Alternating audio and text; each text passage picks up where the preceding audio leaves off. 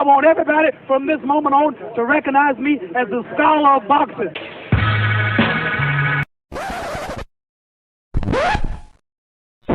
See, their morals, their code.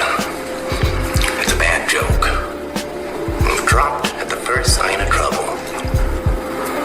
They're only as good as the world allows them to be. I'll show you. When the chips are down, these civilized people, they'll eat each other. 49 hours declaring it a riot. Cruiser 5 to 50 feet advised, County Police 1 advised they're trying to breach and get to the Capitol. Publicists, when you talk to your publicists, you know the first thing they tell you? What? Stay away from religion, stay away from politics. Okay. You know why? Why? No matter what the you say, somebody passionately disagrees with you. Absolutely. No matter what religion, you believe in Allah, then you're saying that's not the right way. You believe in every Christianity, that's not it, because they're choosing something different. Your political party, the Democrat, Republican, the disagreement completely. Yep.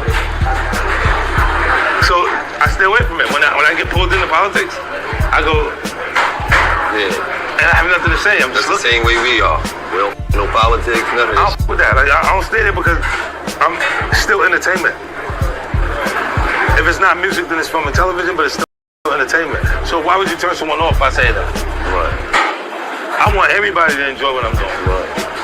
Not just a selective few amount of people. I focus on diversity because it's needed. Right. The boxing scholar is a lover, not a fighter, but he's also a fighter, so don't get any ideas. If he pats you on the back, you'll put it in your resume. His enemy. Have him listed as an emergency contact.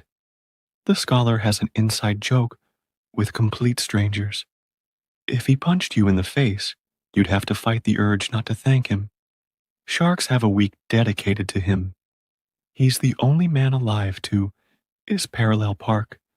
A train is count to infinity twice. In Genesis, when God said, "Let there be light," the scholars said, "Say pretty please." He is the genius of all genius and master of all masters. And that's the trick to life. You have to be wise enough to know when you were living in your dream. And you have to be humble enough to accept when you were in someone else's.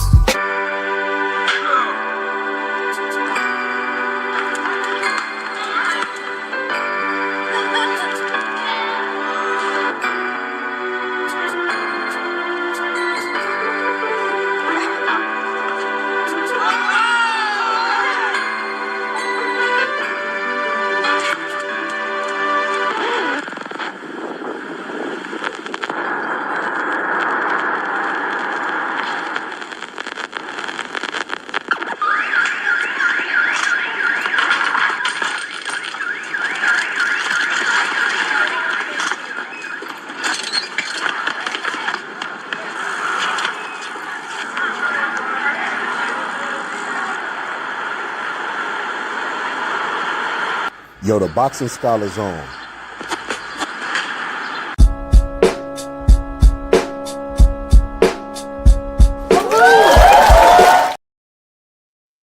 What's good, everybody, man? What's good? We got a good one today. What's good, Mr. Mulatto? What's good, Edgy?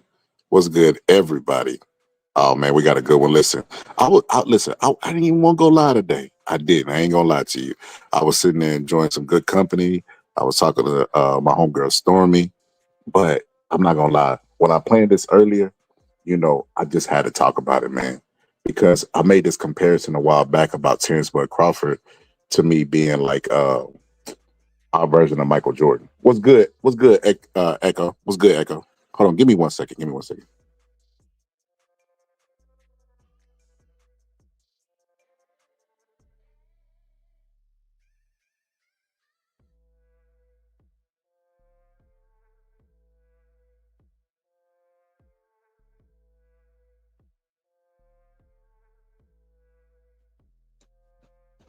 Okay, I'm back.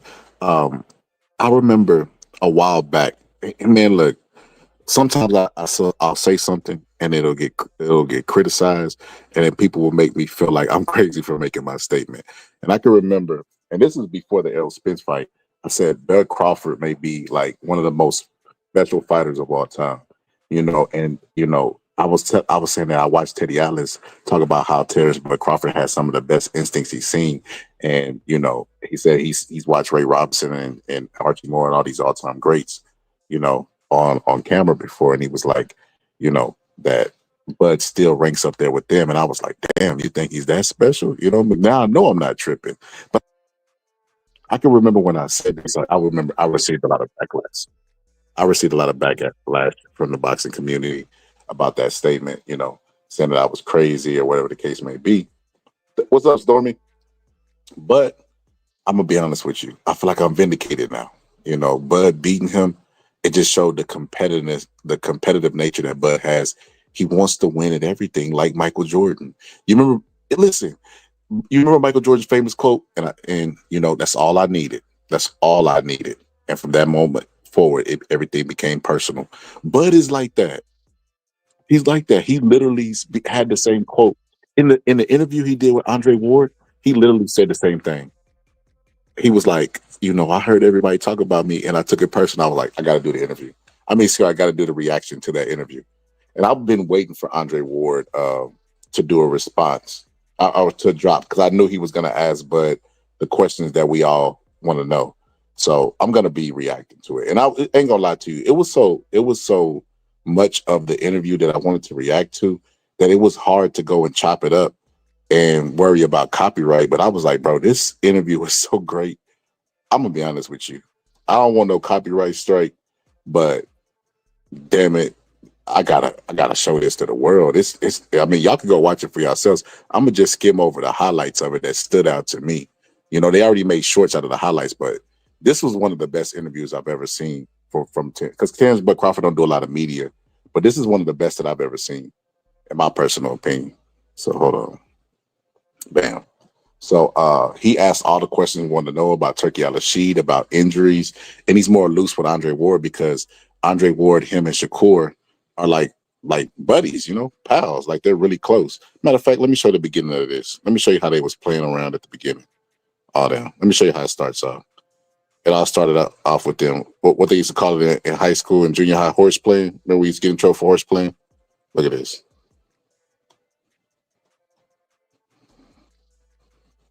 Bing, bing, bing. That's I. That's I. Don't ask me. Fight. Bite him. Bite him. Bite him. Get busy. Yeah, get busy. Don't ask me where the do-rag at. Nothing. The nigga had everything. Get busy. Now headbutt. He's trying to bite your nose. No, you felt that. I felt your chest. Come on, bring it. What you doing? Look, he's gonna be the first. Look, it's a fair one. He's gonna be the first one to go down, bro. Fair one, bro. What you doing, bro? Fair one. Look at him, bro. Your son about to jump in, bro. Look at him. He wants more. I'm gonna get him out of there first so I can focus on him. Look, I'm gonna look at Bud and be like, "Bean," so I can focus on him. Welcome back to the Art of War. Today, so that's how they started off, which the energy, man, it's crazy. When they started off like that, I was like, man, this is finna be dope. I know Bud finna be more relaxed than he's ever been in any other interview, and because Andre Ward is that type of guy himself, and being a boxer himself, he gonna ask some tough questions that we all want to know. So I wanted to show y'all this. Of course y'all know that Fundora. I told y'all Fundora ducked Terence Bud Crawford, but everybody coming running back to Terence Bud Crawford. All the people who and it's, listen, I don't know if you're religious or whatever the case may be. I don't know. Some people believe you can manifest stuff and all this stuff. That stuff, man. I don't know if it's 100% obeys the law of physics, but there's something there, bro. Because Bud thought about giving up. Just he's a human being, He thought about giving up. He talked about how his career didn't go the way he thought it would, and then a guy came out of nowhere and just, was everything that he needed from that. Because Bud got famous towards the twilight of his career, towards retirement, and that's uncommon for a boxer. I can only think of a handful of boxers who had great careers on the back end. There's some great fighters who were able to maintain their dominance for older ages, but I'm talking about like they got more popular and got more money and got better as they got older. Bernard Hopkins, Bud, and Maidana comes to mind. You know what I mean? But it's not that many fighters that you can name on the list. What's up, Pittsburgh T? But yeah, it's insane, man. It's insane what he's able to pull off. And listen, made a believer out of the entire world. So I told him he need to leave Omaha. He need to leave Omaha, man. There's no way that was a coincidence, but that's neither here nor there. Let's get into the video. The decision to face Canelo. Bill Haney conversation. So now look, Bill Haney, listen, everybody know I done had Brian Norman Jr. on the show. My logic tells me that there's no way Devin Haney could possibly win this fight, but I don't know. Maybe Bill Haney sees something we don't see because he saw something with Terence Bud Crawford, and then he was so interested in what Bill Haney saw. So let me stop you after. Let's go into what Bill Haney saw. If I'm not mistaken, Errol Spence too was still obviously contractually y'all had an obligation. You didn't know this was before that. Even before? Yeah. Hold on, before we even fought. Me and Errol Spence. Hold on, bro. For real? I thought this was after. No, this is before. Crawford Spence won. He said, man, don't even stop chasing Errol Spence. He was like, man, the guy to focus on chase is Canelo. Really? He was like, man, you can beat him. He was like, man, Spence, Canelo. And like every time I see him, he'd be like, Canelo. And I started laughing, you know what I mean? Because at first I'm like, man, that dude big. And then I started looking at him. I'm like, then we got a picture together years back when I was at 135. You know what I mean? I'm like, all right, we the same height, around the same size. Like, he a little thicker. Okay. I'm starting to look into it now because he was his version of Customato without being his trainer. I ain't gonna say brainwashed, but he made a believer out of Bud, who's already confident in himself and don't need much push in that direction. That's why I compare him to Michael Jordan. I remember Phil Jackson saying Michael Jordan and Kobe, what separated them from everybody else. And Phil Jackson said, if you take a bar and you put it up to 12 feet, most people are going to say, I can't jump over that. Michael and Kobe are going to say, I can jump over that. That's Terence Bud Crawford. Already planted the seed, but now I'm like looking into it. Like, let me see what Bill talking about. Bill look at now, what he see. So I'm, okay. This is what he talking about. Because he like, man, he's not a big dude. He just kept saying he's not a big dude and you can beat him. And then when I looked into it, I'm like, damn, Bill, right. You know what I mean? So then it was just like, okay, cool.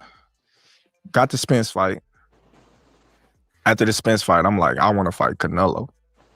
You know what I mean?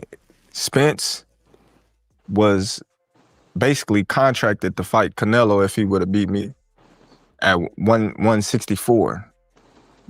And I was just like, damn. Which, since I beat him. How you find out about the Spence contract?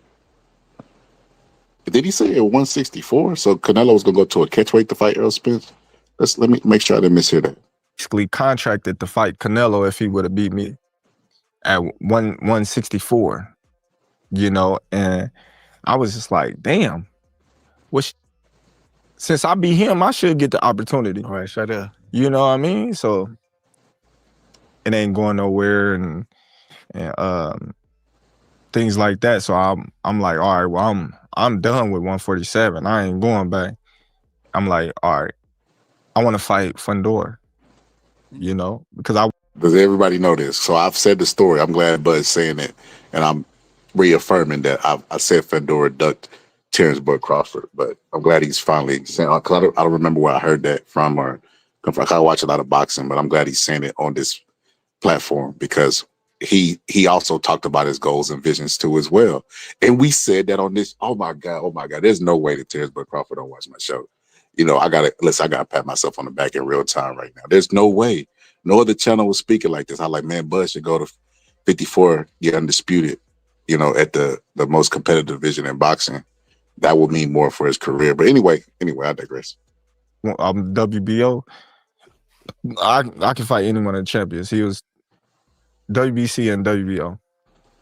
So I'm like, I want to fight Fundora. You know what I mean? He got 2 belts. I want to become undisputed at 154. That was my train of thought.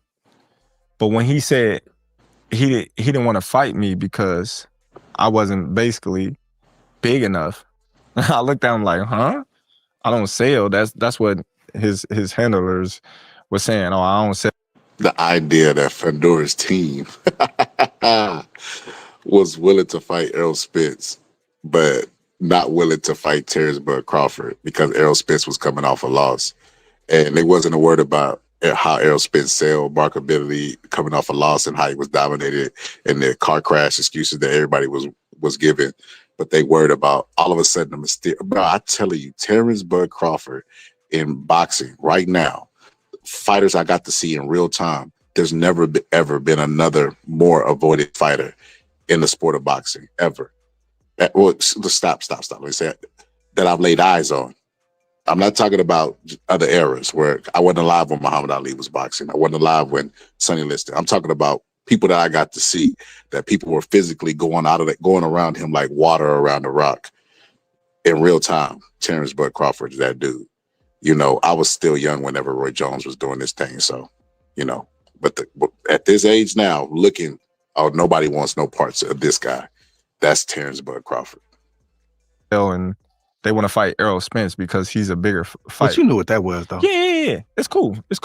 I'm not tripping on that because now they begging for a fight. Now they want to fight me now. I don't sell, so there's no need for you to even mention my name no more. Don't say Terence Crawford. Yeah. You know, all these guys that see now, they say, oh, he's the ticket. Who would have ever thought? Who would have ever thought that Terence Crawford, all that stuff they said during the Errol Spence fight about him not selling, nobody cares, he's not a big draw, he's this, all the excuses that Canelo used to not fight him at first. Turkey Al-Rashid back in Terence Crawford has changed all the perspectives because everybody run a Turkey for a fight. You know what I mean? And because they feel like Bud is a smaller guy, they feel like it's an easier fight. Fundora does because they feel like he's moving up. But Timothy Bradley said it on his channel. He said, I got a secret. And he told everybody the secret. And I wasn't aware of the secret. That's why sometimes it pays to have insider information.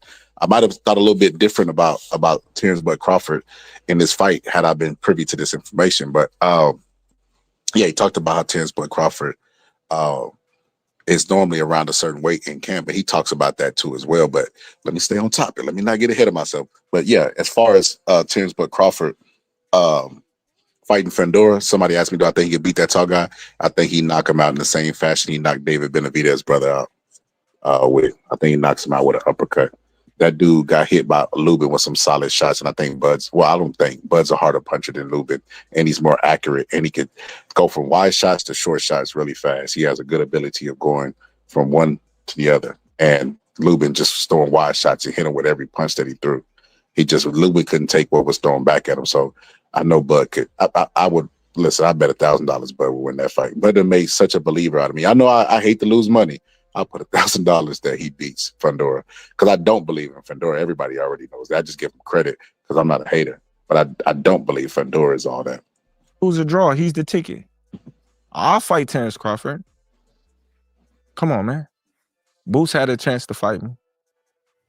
Virgil Ortiz had an opportunity to fight me, but now everybody, I'll fight Terence, or I'm this, I'm that. I'm like, okay, cool. When y'all had y'all opportunity, y'all went elsewhere. But now that y'all see I'm the ticket, now y'all like, oh, yeah. Boy, how the tables have turned. I love it. Listen, everybody, see, one thing that Americans love is a good underdog story, and they love a good I told you so. And I love when somebody treat you like a little dog or a little pup or whatever the case may be, and then have to turn around and need you. Listen, story time. I always got these stories, right? So I can remember one time I was watching where T-Pain was the man. Everybody, y'all remember T-Pain was on every song. There was like a BT Awards where T-Pain was nominated in every single category, every single song, because he had so many features. So all the artists that was nominated, T-Pain was on the hook. That was a crazy run T-Pain had, right? And 2 Chainz was Titty Boy at the time, wanted a feature from T-Pain. And T-Pain little bro them. Nah, man. Nah, get out of here, man. Nah. And then when T-Pain fell off and Future was on the rise and took the T-Pain spot, because instead of T-Pain on all the features, they started putting Future on all the features, right? He basically told him, like, look, bro, hold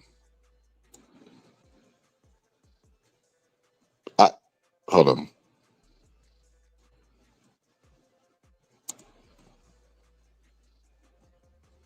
Hold on. Give me a second.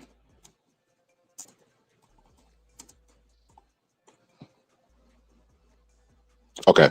So yeah, he basically told him, like, look, bro, you know, all that work together, I'm your brother stuff, you know, that didn't work whenever I needed you, you know.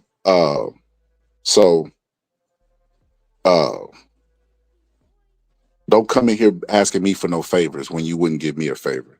Snoop Dogg said it best. Snoop Dogg be like, I be giving all these little local artists all these features because you never know who won't be the next star. But he was like, when you blow up, treat me the same way I treated you. Don't blow up and then, you know what I mean, charging me for a feature when I'm doing the feature for free for you.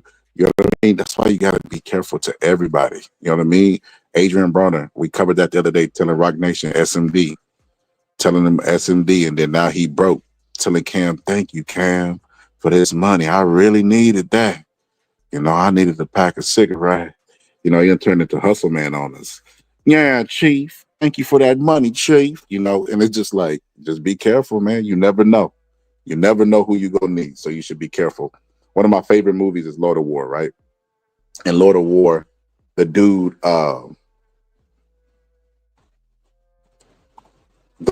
who was selling guns, right? Stay with me. I know I'm going a little bit rogue. But the dude who was selling guns in the beginning, when the main character was trying to get into gun dealing, gun smuggling, he basically tried to go to this dude, and this dude said, "I'm sorry, I don't think we're in the same business." And he said, "No, we're in the same business. I'm selling guns too." And he looked at him and just smirked and started laughing. Like he was like, "Basically, you're an amateur, and we're not in the same business. I was right with my first statement." He was like, "Basically, you're a rookie. Get up out of here. Like this business ain't for everybody. Get out of here, rookie." But then when the dude from Lord of War became the guy, he needed him. He started coming to him talking about a truce. He came to him talking about business propositions and all this. And he said, I think you should stick with your instincts, your first instincts. I'm still the same guy that you said no to when I needed you. And I'm going to be the same guy now. And that's pretty much what Terence Crawford is saying, laying down this foundation. Fandora, what I need you for? What you done did? I offered you a fight. You know what I mean? A fight of significance. You didn't take that fight. You know, and basically you've been kind of cold out there as far as big fights go. You know what I mean? Been pretty shaky for you as far as your career, but it ain't been shaky for me. I got this undisputed at 68. You know what I mean? I got this Turkey Bank supporting me. You know, I'm the man. 40 million people watching. You'll never do that. You know what I mean? Now you want to come to me because you've seen 40 million people watching, and my name is out there, and I done upset. You know what I mean? Canelo Alvarez. No. Don't run to me now. Stick with your instincts. We want to fight Terence Crawford. We want Terence Crawford. That's the narrative now. We want to fight Terence Crawford. The Fandora thing, you seen that play coming a mile away. Like, as soon as that fight was even talked about, I said it's going to be a phone call made, and he finna walk that back. Whether he wanted to fight or not, he wasn't going to be allowed to, and you know that. You know, Allen then made that call and was like, nah, we ain't going that way. You know, so, but. And what Andre Ward is insinuating is they went the Errol Spence route, you know, and Al Heyman's not a dummy. Not going to throw him in there with a tall guy at 54 coming up off a loss with no tune-ups. You know what I mean? And the rematch but to be honest with you, Al Heyman didn't even exercise the rematch with Terence Crawford because he was beaten so bad in the first fight. They could have exercised that fight Yeah, at any time they want to. They never wanted to. They was waiting for the contract to expire. Basically held Bud's career up. You know what I mean? But it actually didn't because he talked about that in later on in the interview. Like I said, let me not get ahead of myself. But the problem with that is that's you thinking about the first move. You're not thinking 2-3 steps up ahead because now you're in the position you in and he could have fought you, right? So, it's his loss, man. But real quick, back to the Bill Haney thing, bro. Like, it's funny with Bill. Like, Bill a good matchmaker. If you can't give him credit for nothing else, you got to. Listen, I never thought I heard anybody say this about Bishop from Fight Night Round 4. For my gamers, y'all know exactly what I'm talking about. Bill Haney looked like Bishop when he went to jail and lost years off his career from Fight Night Round 4. That's who Bill Haney looked like. But I would have never thought Bill Haney would be ever called a great matchmaker. But as far as a visionary, it makes sense because what he did was able to do with Devin Haney. You know what I mean? Not able to do it for the brother, but and he didn't invest a lot into the brother because he didn't see the brother going where Devin Haney was going. So yeah, he definitely got good foresight. To give him credit for how he moved his son, and seeing guys and knowing when to fight him and whatnot. But like, it's funny because like I had been talking about fighting Joshua before, but he's the one that put the seed back in my mind like 3-4 weeks ago. They was in a bay and he didn't say you should fight him, but we was just talking about it. And he said, "Y'all notice what shirt he wearing? Air Jordan. That's because Andre Ward was sponsored by him. Jordan. I don't know why Jordan has not hollered at Terence Bud Crawford. They have so many similarities that it would be a perfect fit for Jordan to, Bud could be Michael Jordan's son. I'm gonna just I said it. Man, Joshua, and I'm like, same thing you did. I'm like, you know what? I said, I'll take that fight right now. Yeah. And he the same one that did that, bro. So it's crazy. When I heard that, because I didn't know that initially. And I thought that came after Spence won. So Bill Cole with that, man. How did the team respond though when you first start floating Canelo? Shit, everybody was just like, whatever I want to do. Really? No hesitation? Whatever I want to do. I remember talking to Bernard, and this is when we was in talks before it got finalized. And he was just like, man, but Canelo cold, man, but you go Canelo up. Like, you know what I mean? Like, just he like, said he cold. Like just going on, like just talking, because he's respected. Yeah. He's definitely respected. So we talking about it, but I remember it was like, I woke up and it was like 3 o'clock in the morning. I called him, and he was like, man, everything all right, bud? I said, I'm gonna beat him. I woke up out my sleep and I called Bernard and I said, I'm gonna beat him. He was like, I know you is. I was like, we gonna fight and I'm gonna beat him, watch. I said, watch. This is way before we even signed the contract to fight each other. I woke up out of my sleep, I said, I know one person gonna answer the phone and that's Bernard. Let me call him. Like I said, man, this was a dope interview, bro. Before the contract was even signed. It's so funny because people thought Bud was being arrogant or cocky at the post-fight. And they were like, when did you know you was going to beat him? Before when he put his name on the contract? No, he actually knew before then. And I was just like, man, I'm gonna beat that. You felt it? Yeah, I've been felt it. Mm-hmm. Once I start locking in on him, that's why I said I'm hunting you. I want everything you got, and I'm gonna get it. You know what I mean? I already set my sights on him. So it wasn't nothing that he can do. If he would, the only thing that he could do in that moment was not fight me and use I wouldn't get nothing out of win, lose, or draw. Yo, I'm gonna tell you what Canelo messed up too. And why Canelo, listen, I always said there's no version of Spence that could beat Bud because the team, how calculated he is, like how hard he worked and all that stuff. I'm gonna tell you where Canelo messed up and why Canelo could never beat Terence Bud Crawford. I'm gonna tell you why. Something he revealed to me. I was like, I wish I'd have known this before. What's up, Shanta? I'd have fighting Terence Crawford. That was the only thing he can do is not fight me. I mean, that's what he started to say. I understand, but I'm just saying that's the only thing that he could do. Because taking the fight was, all in my favor. from day one. I knew I was gonna beat him because when I look at the styles and I look at the styles that gave him problems, the styles that he lost to, you know, I have all them and some. So the blueprint was already out how to beat Canelo Alvarez. The blueprint never been out how to beat Terence Crawford. You ain't seen that yet. So I knew I had a good chance of winning. And you fighting both ways though. Mm-hmm. I feel like that wasn't talked about enough going into this fight. Like somebody that fights you, they got to prepare for two people.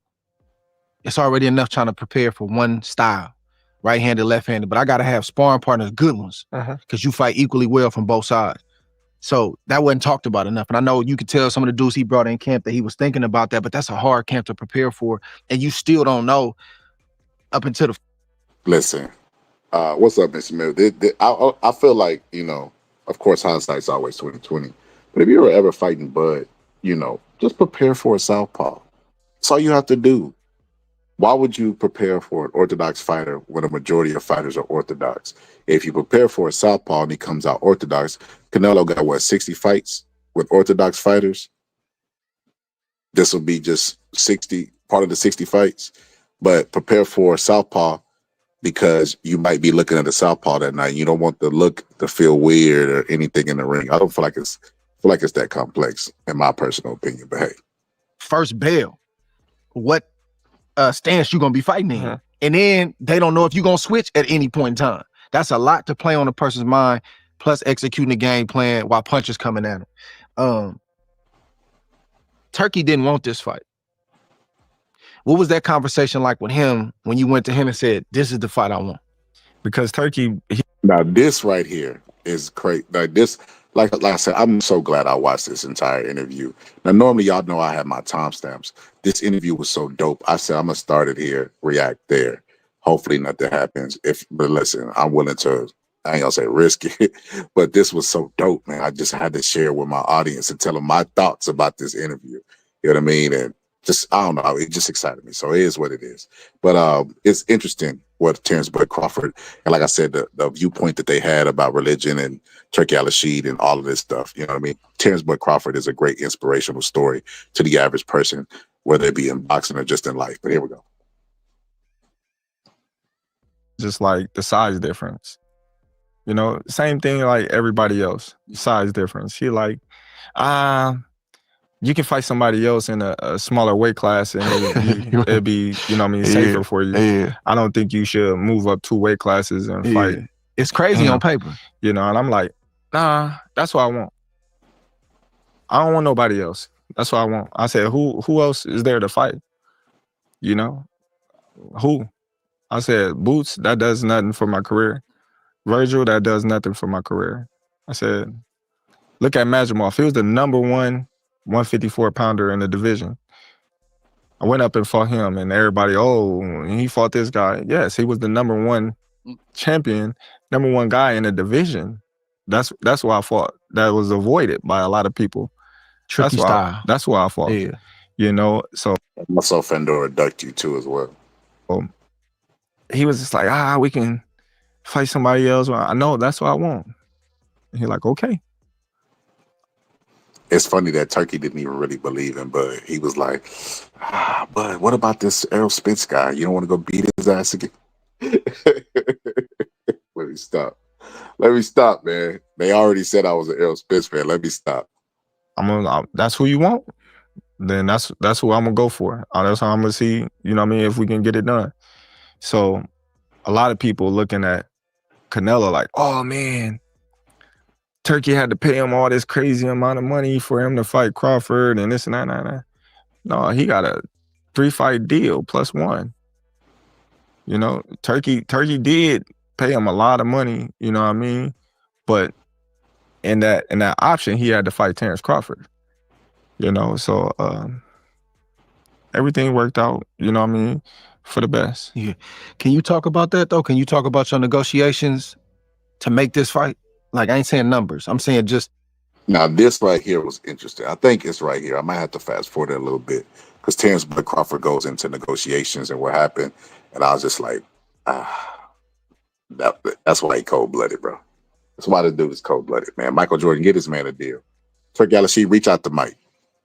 the process to like get it done when you was like, all right, my side is done. I negotiated my side.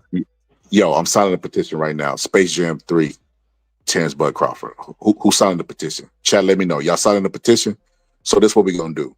Since LeBron James kind of messed it up, you know, with Don Cheadle and all that, we ain't going to do that. What we're going to do is we're going to make the Monstars come back, right? The Monstars come back. Oh, no, Mr. Sledgehammer, because he the main villain.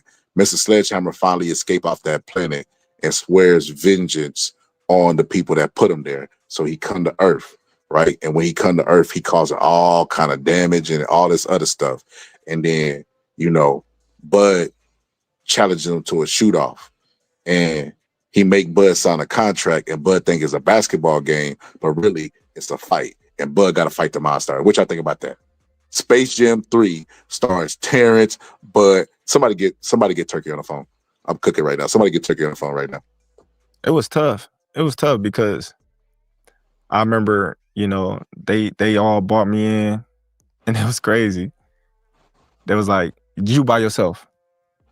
Who was you at? What country was you at? I think we was in, Now that right there is genius on Turkey's behalf, right? It's two genius things that they did. So they scheduled to meet with Terence Bud Crawford, and they bypass any other third party person. They want to talk directly to the athlete, right? Which is pretty interesting. That's pretty interesting. Don't we say a lot of the political and legalities of boxing holds up the good fights? Because Errol Spence and him got held up a long time through litigation. You know what I mean? The lawyers, to where Terence Bud Crawford had to call Errol Spence to make the fight. So a lot of times that stuff, that legal jargon can get in the way of a great fight, I feel like. You know what I mean? And I think that's really smart that they go directly to the athlete, which makes me wonder, Turkey Al-Rashid does not like Tim Tszyu, right?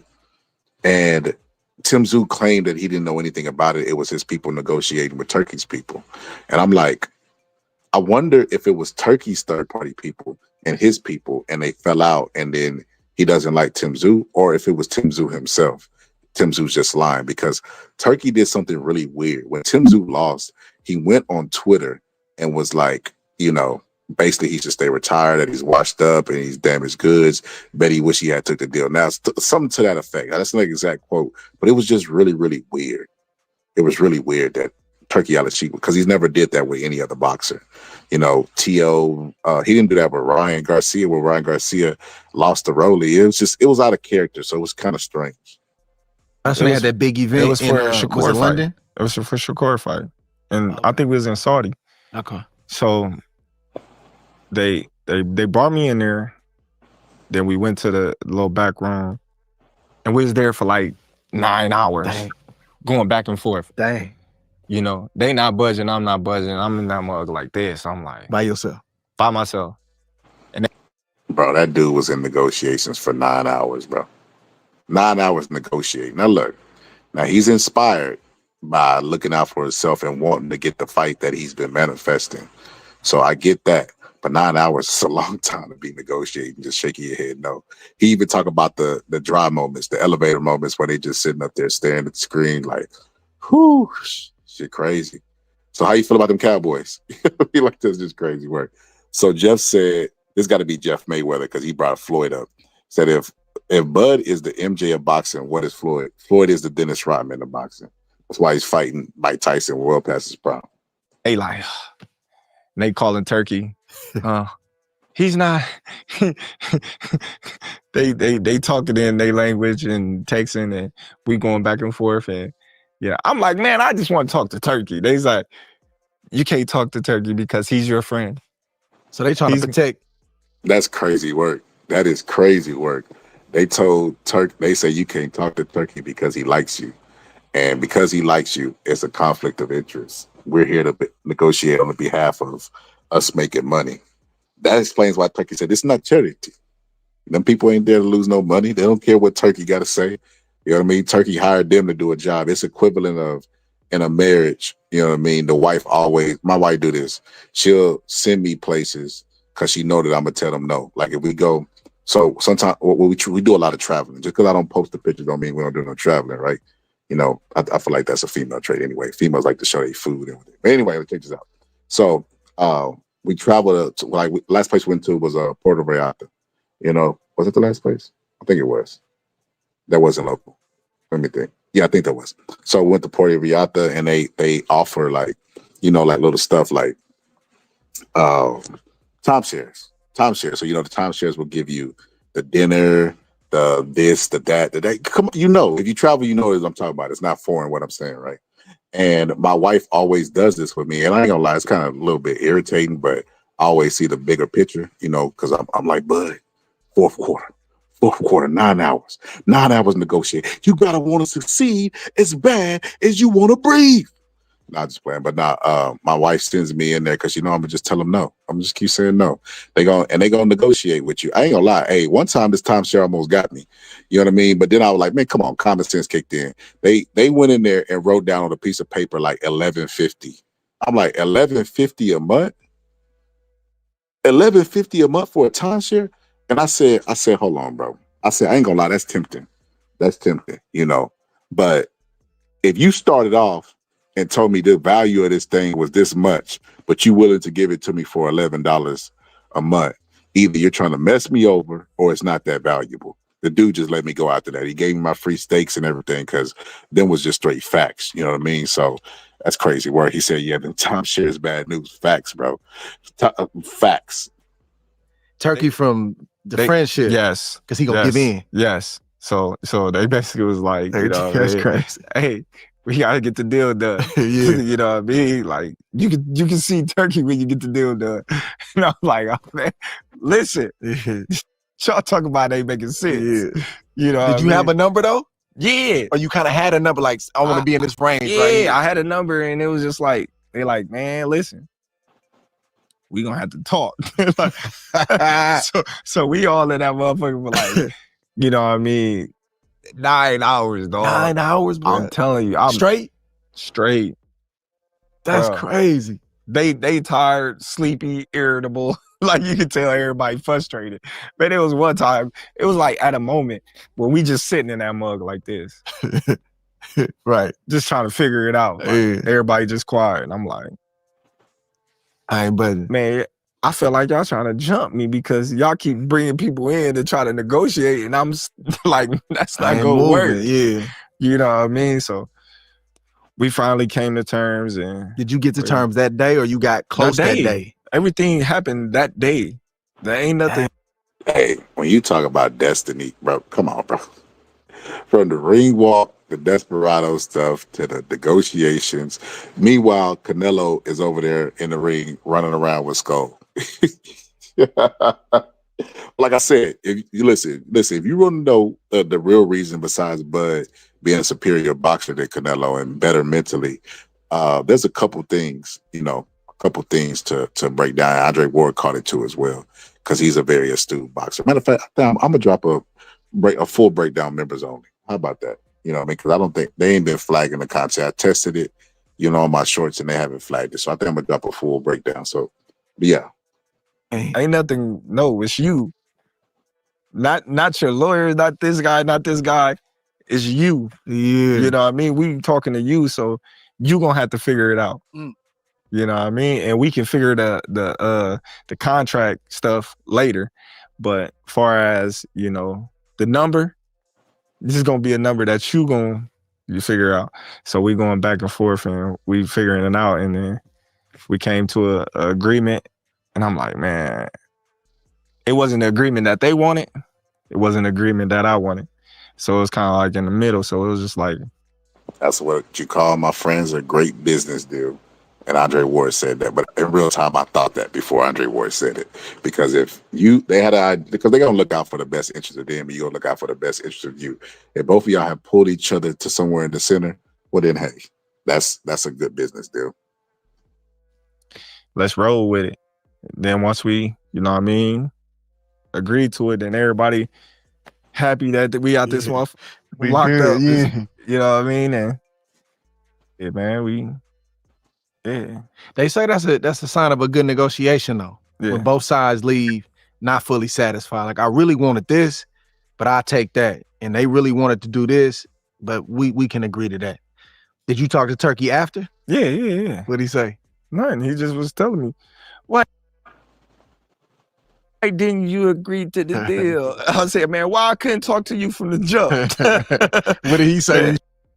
You said why you didn't agree to the deal. That's because Bud went out there being from Nebraska. You know, he channeled his inner Warren Buffett. You know, and showed Donald Trump what the real art of the deal looked like. You know what I mean? Turkey Al-Rashid had to send in his whole entire team to negotiate with just one man. No one man should have all that fat. Like Bud was in there negotiating, like, you know what I mean? That's so crazy that Bud went to them with the fight that he wanted. They didn't want that fight, right, for him. And not only did he go to him with the fight, told him what fight he wanted, and Turkey was trying to negotiate other fights because of the weight. He said, no, I want this fight. Then after he got that fight, he sat in there until he got a number that he was at least pleased with on his behalf. Hey, Terence Bud Crawford, that's crazy work, man. Shout out to Terence Bud Crawford, man. You remember all that stuff everybody was saying? Everybody was saying Terence Bud Crawford should have took the money that Errol Spence and Al Heyman was offering him. He should have signed with Al Heyman. And it's just all this stuff. And it's like, well, the results would suggest that y'all don't know what the hell y'all are talking about, obviously, right? He said he just was like, you know what I mean, like I'm his favorite fighter. And, you know, he want to take the friendship out of business, like the heart. Like basically, you know what I mean, I can't do business with you like I do with everybody else because, you know, we friends. So this is why I have a team, you know, to keep my emotions away from business. You know what I mean? I respect it. I'm Checks just and like, balances, man, yeah. I'm like, man, I respect all that. You know what I mean?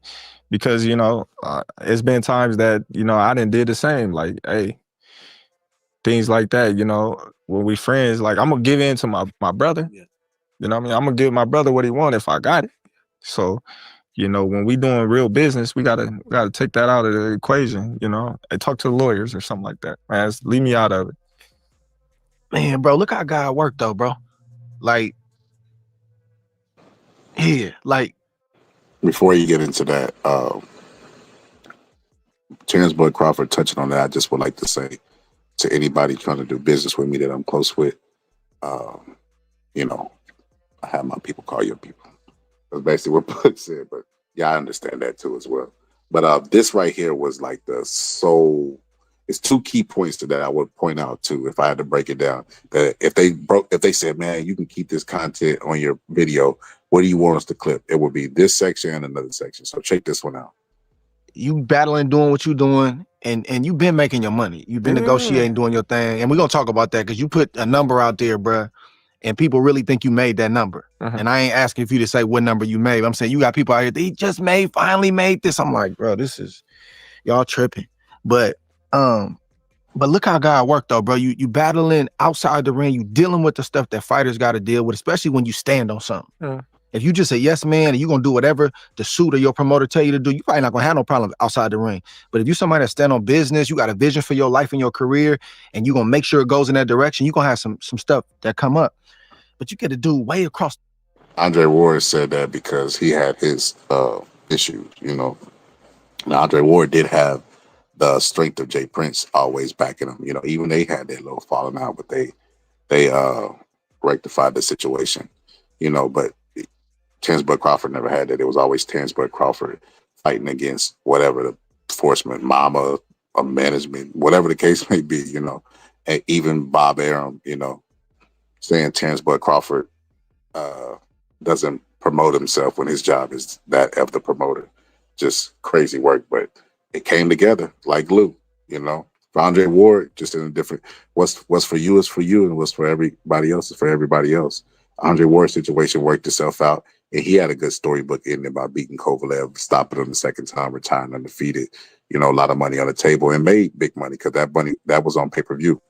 After having a legal battle with his management issue that he had, promoting issue that he had. But then Terence Bud Crawford's on the opposite spectrum. His situation got better. Of course, we seen it play out in real time. The world, bro. And you his favorite fighter. And he know everything about me. He know everything about you, and his main goal is to get you the big fight. Yes. Bro, that's crazy to me. When did you first meet him? or get wind of him? Man, I got wind of him, years ago. There was actually, somebody else in his position, that I was his favorite fighter. That's crazy. That's some crazy work. I didn't know that Turkey Al-Rashid, His Excellency, wasn't the first His Excellency. Is he His Excellency if he ain't the first? 2.0? Continue. Not just playing, but I didn't know he was the second person.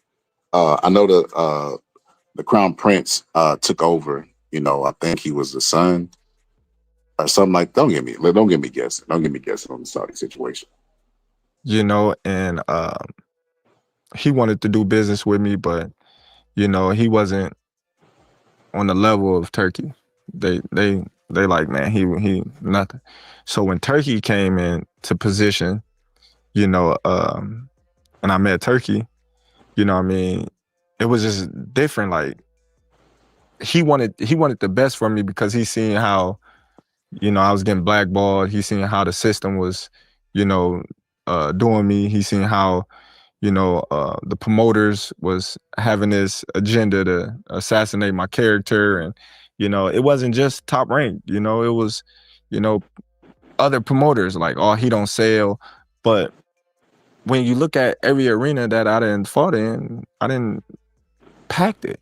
Vegas, MSG. It didn't matter where it was. Yeah. You know what I mean? Packed it, And so he just like, I dislike the promoters. Instead of them promoting you, they trying to tear you down, but I just wouldn't let them. I just, keep doing what I'm doing. And, I always said, as long as I keep winning, that's all that matters. So when a lot of people say, oh, well, he was fighting Canelo for the money, I got money. I been had money. I could have been retired. I was fighting for legacy.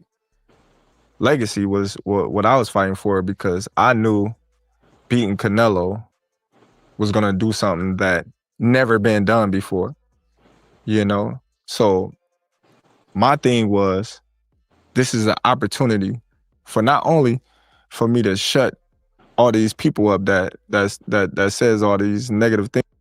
Hey, that sounds pretty Michael Jordanish to me. And at that moment, it became personal. Okay, you don't want to shake my hand?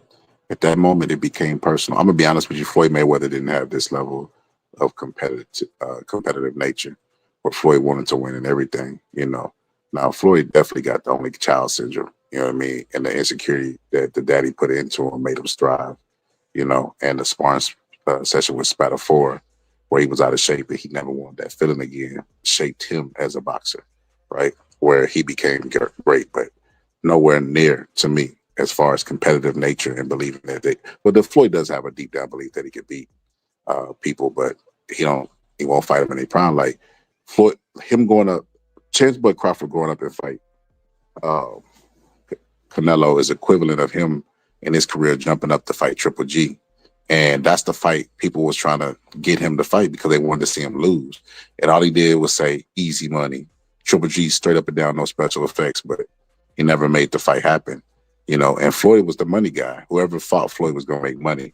Triple G versus Floyd would have made money because a lot of people would have tuned in thinking that Floyd got a chance to lose. Things about me. But to be a slap in the face for all these promoters and managers that, says all these things and say that I can't do this and I can't do that. Right. Look how God work. You stay down until you come up, man. He'll assign people to you to... Don't let that bar go over your head. Stay down until you come up. Stay down until you come up. That's how that works. What's for somebody else is going to be for somebody else, and what's for you is for you. You ain't got to hate. Bless you and to get you where he wants you to go. And it's somebody we never heard of. Dude just came on the scene and made you his priority, bro. So that's a blessing. And the thing about, like, he fighting Canelo or you fighting for a payday. Duh. Right. Who's fighting for free? That's crazy. It's funny that, how you talked about Turkey coming into Bud's life and, how God will send different people into your life. Just, got to stay down till you come up. type thing, you know. And it's like, listen, content creators on YouTube, like they couldn't even keep the reason why they don't make it, like 50 Cent, you're not gonna make it. You're not gonna make it with that. The reason why they ain't gonna make it is because if you try to help them, they'll assume or form a conspiracy about what you doing to them or how you trying to help them or whatever. Don't trust him. You know what I mean? Maybe it's because he had a turkey out of sheet is a different you than them. Maybe that's why that was so. I don't know. But like I said, YouTubers are crazy. I heard a YouTuber accuse me. I don't even know if he had broke 1,000 subs. Like accused me of. I don't even know what he exactly accused me of. But you know, he even blocked me from his chat. That's crazy work. But I mean, he blocked his own blessings because I can give this dope content on my own channel to my own audience that appreciate it. But I decided to give it to you. Like Kanye said, you should be happy that I showed up to this fake you know what I mean? But it is what it is. No, I don't want just a payday. I want a career high payday. Facts. Then we gonna do the money thing. Then we gonna do the legacy thing. Now, if I'm just trying to take it for the money and I really don't think I can beat you, that's a different situation. So people gotta understand. Oh, you just want to do it for the money. Who's fighting for free? Nobody. Please tell me. Nobody. So I can't fight right until I get this fight right. Once I take care of that at the table, all right, let's go get ready now, get my body right. So I don't understand. So y'all need to stop saying, I know it's Yo, I can't fight right until I get to fight right. I'm gonna start telling people that I can't fight right until I get to fight right. It's popular, payday. Yes, that's what you want when you fighting big name guys. I want that payday. They don't understand. They don't understand, bro. Like who? You name me one fighter that's fighting for free? Like, no, you. Andre Ward's prepared. He got all his questions on his phone. And because of the relationship that he has with Terence Crawford, I'm pretty sure he sent them all these questions ahead of time just so he could approve of them and know where not to go because this is homie. He don't really want to, you know, got to have some type of honor over content. Take the money. I just want legacy. Yeah. It don't happen. Man, going into this camp, bro, like what was some of the, you know, obviously you. Now, this is the second part of it that I feel like was gold. So you got that part. You got this part. I think I might end it on this part. I don't think I'm gonna stop it and I'll go see if there's any more things I timestamp. Because like I said, I just was gonna let it play through. I already decided on it, even though I had timestamps. But this is the second part of it I feel like was golden to me. And I wish I was privy of this information. Because you know, when I get my breakdowns, I collect a whole bunch of different stuff, pull it into, and then make a collage of my opinion and how I think the fight is gonna go. I wish I was privy to this information before. That's why being an insider, a boxing insider does have its perks if you know what to do with it. They have to lose as much weight. People made a lot about you being a smaller fighter. They didn't realize how much you was boiling yourself down to get to 47 and even 54. You're cutting into muscle, and they didn't realize that you got a big frame. So like, now y'all remember this? Times tables. We got to line up times tables. When Terence Crawford had released this photo of 186, I was like, bro, there's no way. Like, what the hell? 186? No. First I thought it was 196, but that little, I don't know what that is, glue, whatever the case may be, covered up the 8, so it looked like it was a 9. But then whenever I think X caught it, I was like, that's still pretty big. 186, that's crazy. You going into camp like that? But like I said, information is the cure to ignorance. Here we go. How much did you go into camp? I seen what you posted on the scale. Some people said it was cap. I believe it. What was the number that you came into camp at? I don't know. Can I say your number? When he said, I don't know, that means he was big.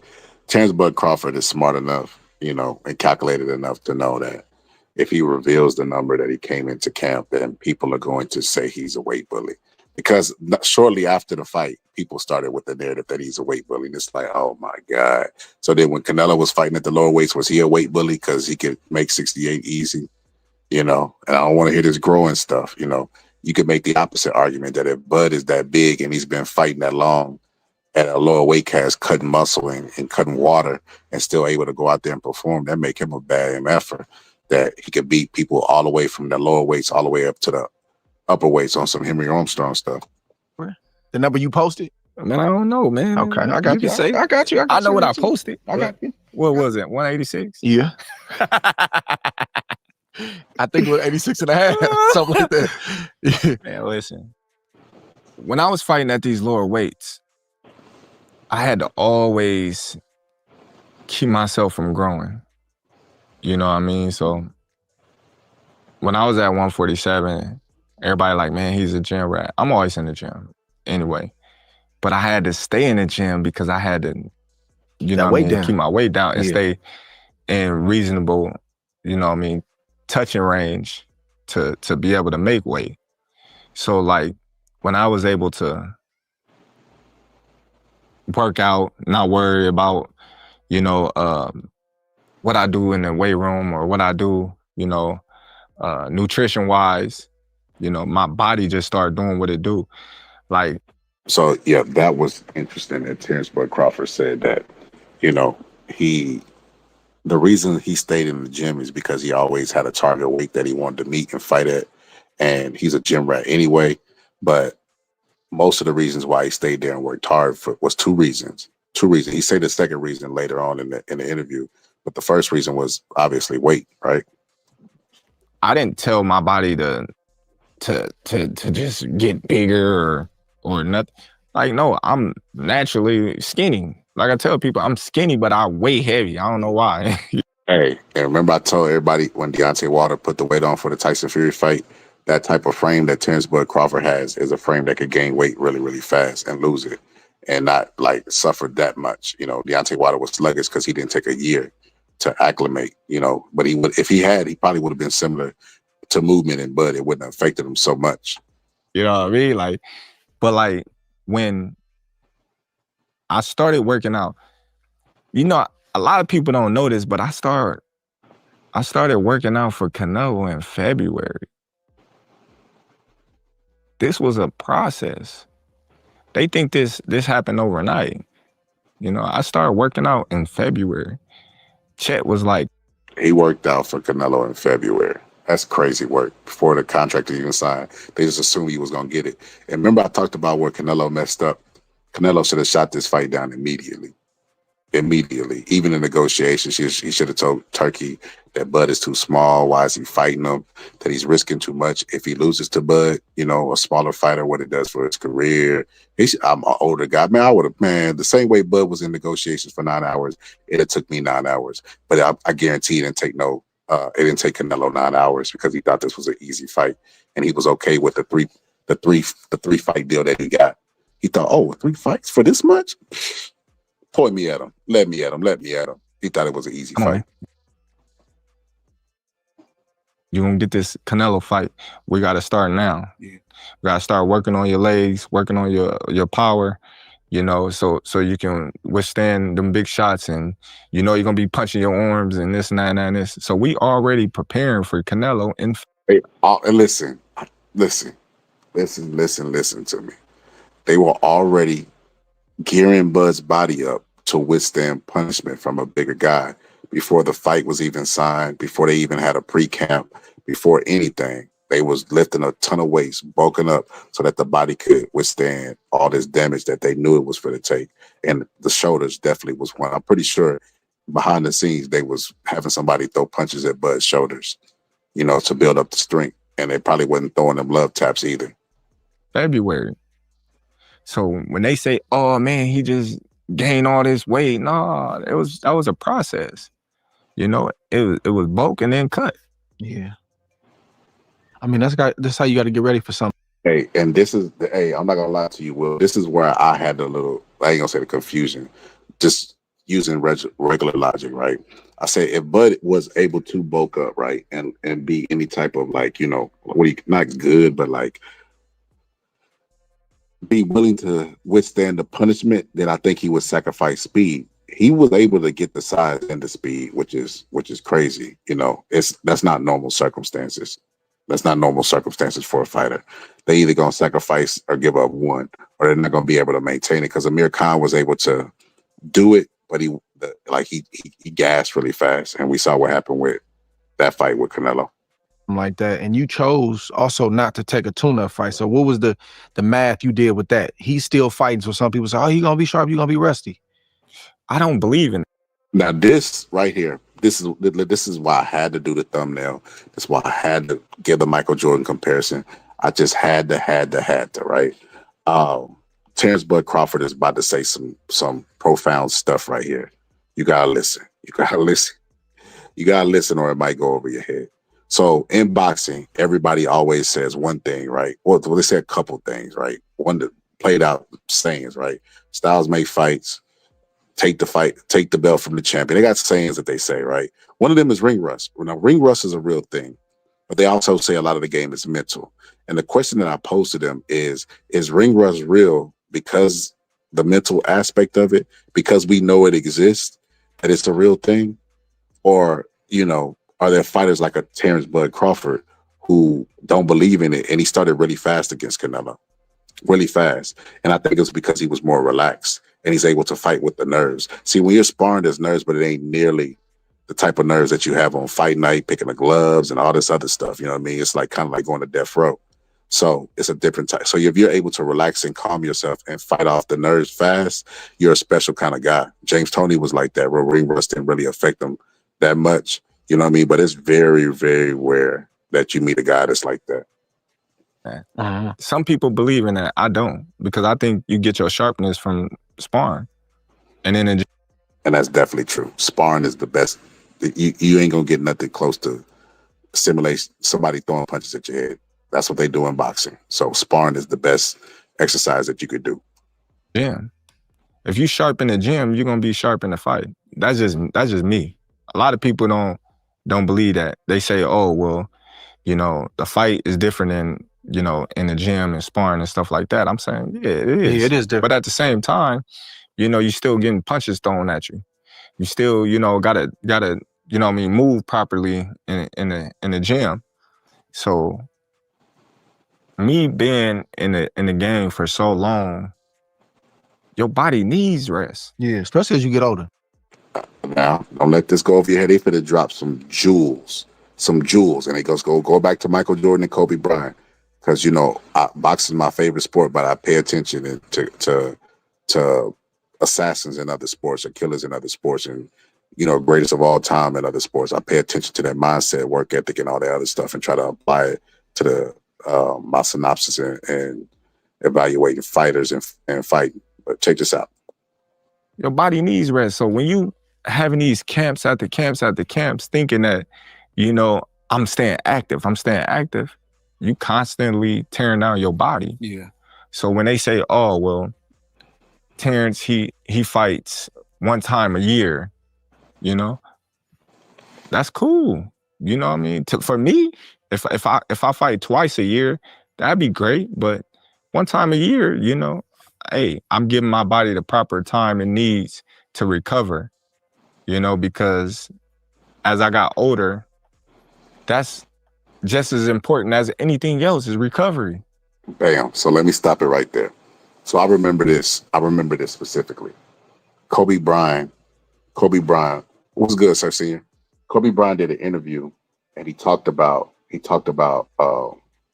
working and working out. Let me see if I can find it. All athletes think like this. But the physics and the science don't support it. So let me show you this. Hold on, let me look this up real quick. I wasn't going to show this. But here we go.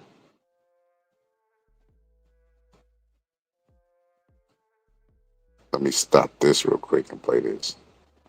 Because Kobe Bryant said this, and it's funny that Terence Crawford, I'm going to just assume he didn't see the interview because it was part of his life, But it's crazy that they both think like this. And this is what, I'm pretty sure every athlete think like this. They don't want to fall short. To elevate the rest of the guys, you have to get them emotional. No, that's not it. That's not it. Is this it? Here it is. I play games with 102 degrees. Man, I don't want to hear none of this. Hold on, let me see. Hold on. It's Kobe Bryant talking about his work ethic. I see it as short. But I don't want to play this short. Let me see if I can find the long form. Here it is. I think that's it. Nope, that ain't it. All right, I guess I'll play the short version. I guess I'll play the short version. Rest is just as important as exercise. It definitely is. You know what's crazy? To the people that watch Dragon Ball Z, they familiar with that. Goku been telling us all these years. Okay, let me just play the short version. Here we go.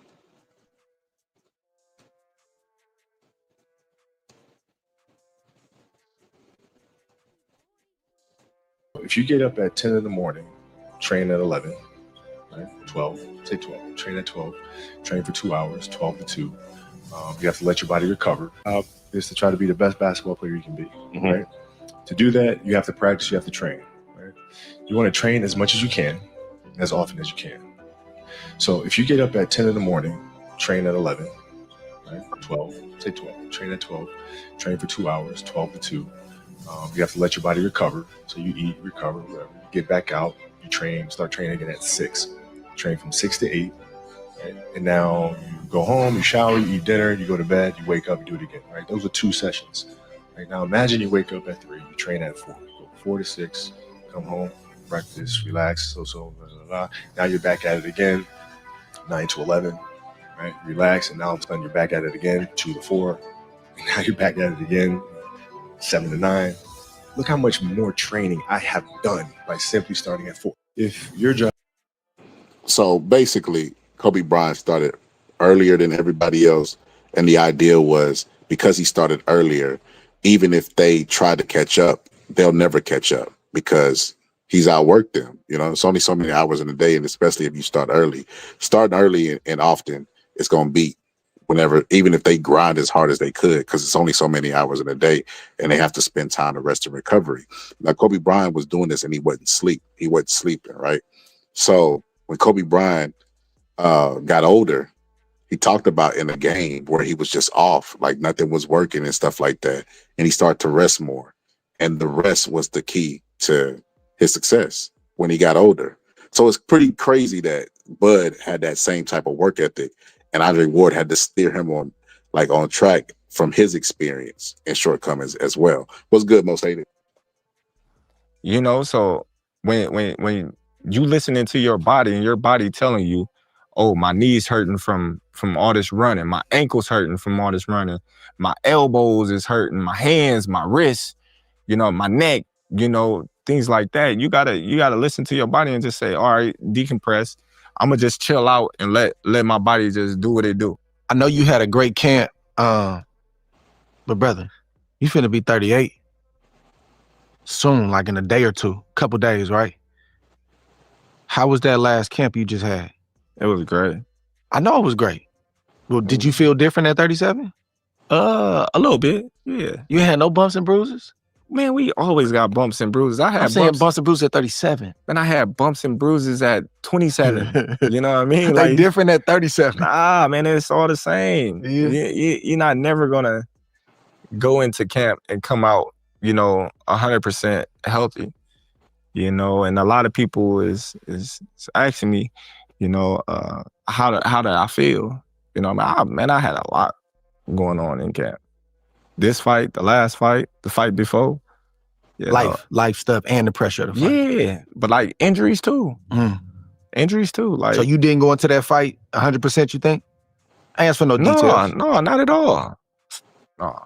I don't know when did I ever win in a fight. You know what I mean? But like these last few years, I'm way past 100%. But it's just what we got to deal with. You know, that's why we have the technologies we have to recover. You know what I mean? Some days, like you told me this, you and Tim Bradley, if y'all went in there and be like, hey man, you need to take some days off, like a whole day off.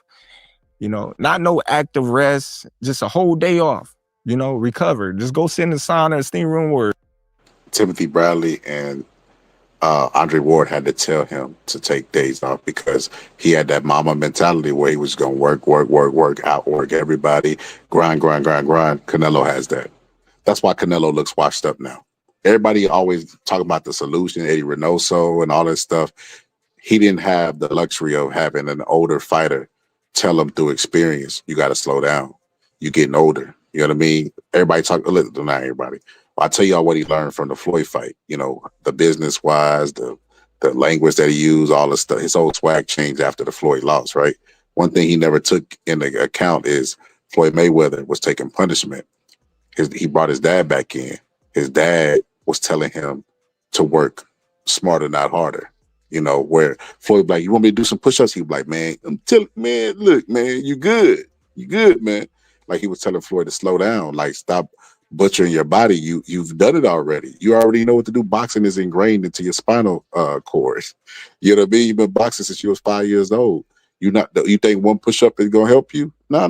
Relax the body, relax the muscles. Your metabolism is high because you don't worked out this hard. Just relax.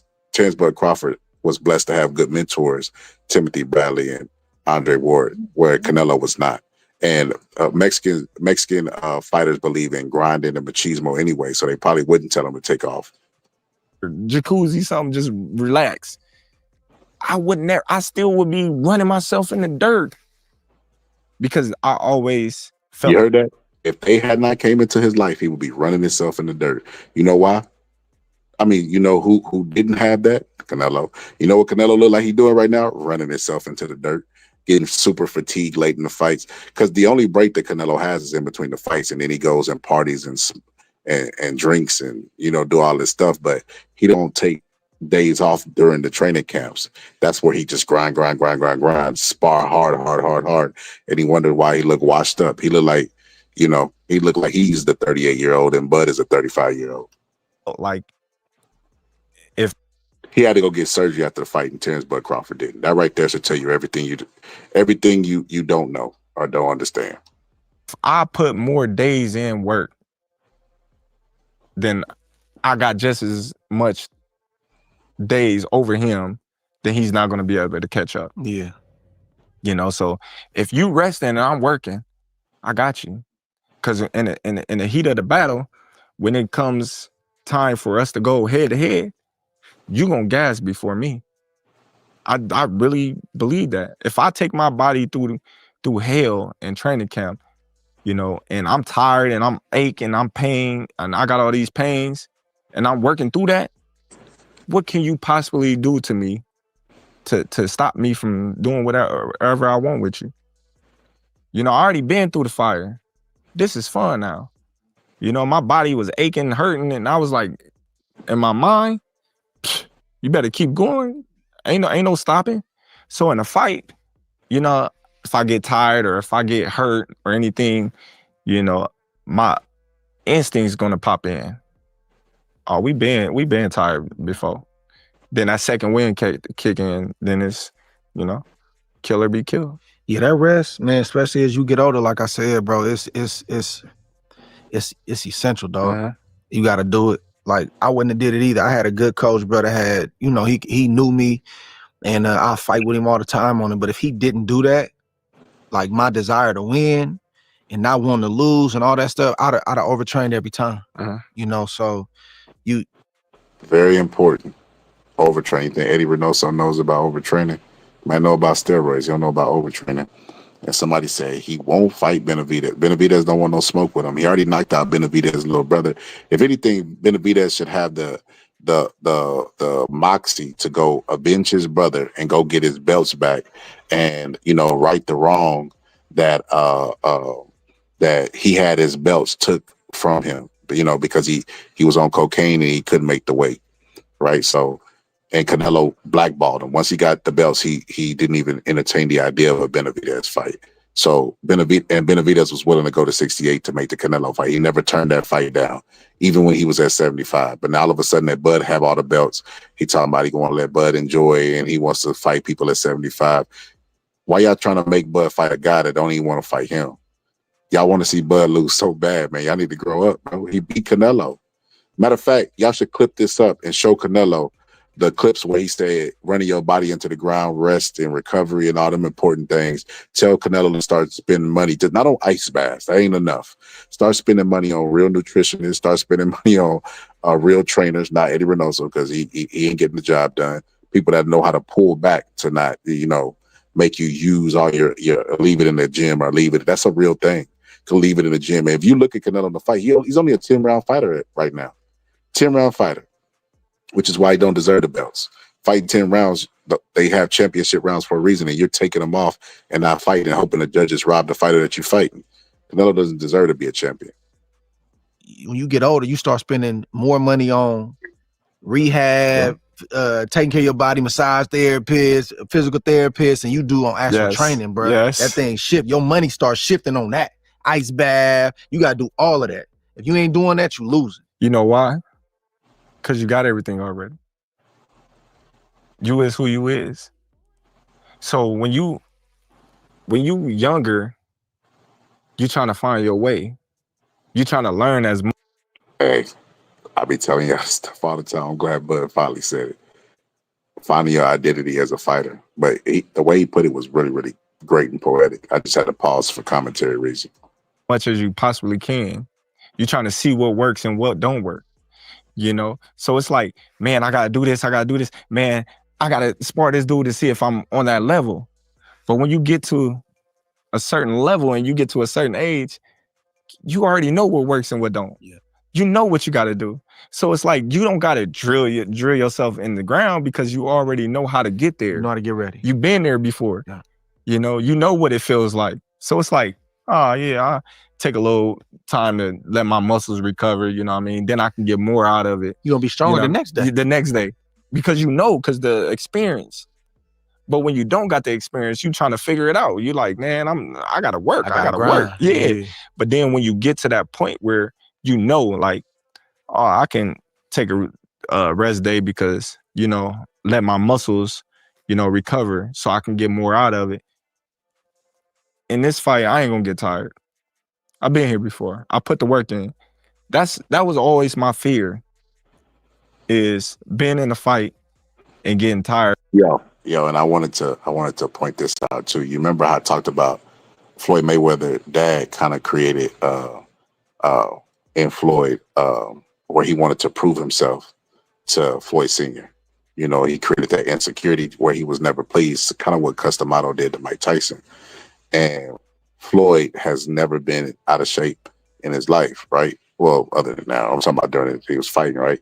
The only time was whenever Paul spat a four, and after the sparring session, he dropped to the ground because he was so fatigued, and he never came out of shape again. And I remember breaking that clip down, and everybody was criticizing me when I was breaking it down. I was saying, this is where Floyd made a switch where he would never show up again because he didn't like this feeling. He didn't like the feeling of being more tired. If you're going to beat Floyd, it ain't going to be because Floyd is tired. You know what I mean? And that insecurity that his dad is still in him, he was able to take that. Same thing with Michael Jordan, insecure. He take handshakes personal.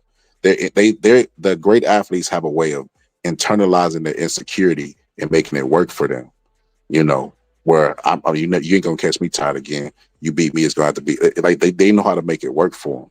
They have the same emotions of every human being. They just know how to use them as levers to make them great. That's the difference between them. They still have fear, shame, doubt, all the same things. They just know how to internalize it and make it work for them. And like I said, the same thing with Spatafor and Floyd Mayweather, you could transfer over to Terence Crawford, and what he's about to say. To where I couldn't perform. Ooh, man. And he not tired. And I done lost like 2-3 fights in the amateurs, and they was hard. And I'm talking about me fighting for my life. Right, and I'm like, I never want to experience that ever again. Straight up. So I would just work tremendously hard to where it's like, that's the only way you can beat me, is if, I don't prepare properly. Man, I want to get into the fight, bro, but how does Terence? So after that, he gets into the fight, and I'm just go ahead and stop it. Like I said, this was too much to clip up. Like, I felt like if I would have clipped this up, it would have like messed up the flow of the conversation, which was beautiful, perfect. You know what I mean? This was just as perfect as the fight. Crawford spend the day of the fight for a big fight like that. How did you spend the day of the fight? Like before you went to the arena? Whole day. Yeah. Just you have any visitors? You got any people coming to see you? Yeah, people come here and there, but that's crazy. He stayed in his room the whole day. I'll be chilling. Yeah. You don't want no distractions. What's really weird is Muhammad Ali would go out and go clubbing. He would stay out all night on fights. He said for the fight with Ken Norton, where he got his jaw broke, I believe, that he stayed out all night partying. And I don't know if that was because he said he told Howard Cosell he didn't take the fight serious, and that was his reasoning for why King of North was such a tough fight. But it was a tough stylistic fight for Muhammad Ali, whether he was in shape or out of shape. But Muhammad Ali, that Customato broke it down. He said he had never seen that out of any top athlete because he followed Muhammad Ali in the comeback. Customato was the first person to notice that Muhammad Ali's legs were gone and he wasn't the same fighter. Everybody else still thought he was the same because they didn't know what they were looking at because he still was dancing, you know. And Customato was following them and he was saying that Muhammad Ali, as most fighters would be sleep and nervous, a nervous wreck the night before. So Muhammad Ali was out, you know, partying. And he was like, he thinks that Muhammad Ali uses it sort of like a release where, you know, he's a people person and, you know, people's character gives him strength type thing. And he thought that was the first time he had seen anything like that from any fighter, you know, Ray Robinson, any of those guys. He said Muhammad Ali was like that, you know. I thrive in chaos.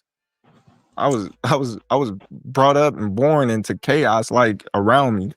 So like when some people, they be like, man, it gotta be quiet. I don't want people around me. I don't want no noise, no nothing. No. Man, that don't affect me. None of that. Like I be looking like, bro. Yeah. And you be chilling. Yeah, like Shakur come up there, right, hey, bro. There's too many people in your room. We playing. Shout out to Shakur for that. Damn, Shakur looked taller than Bud in this picture. It's crazy work. But he said 64% of people saying Bud with his subpar list on his name resume is MJ is a joke. Bro, have you ever seen the theory online that MJ is not the GOAT because the teams were not as good when MJ was playing or whatever the case may be?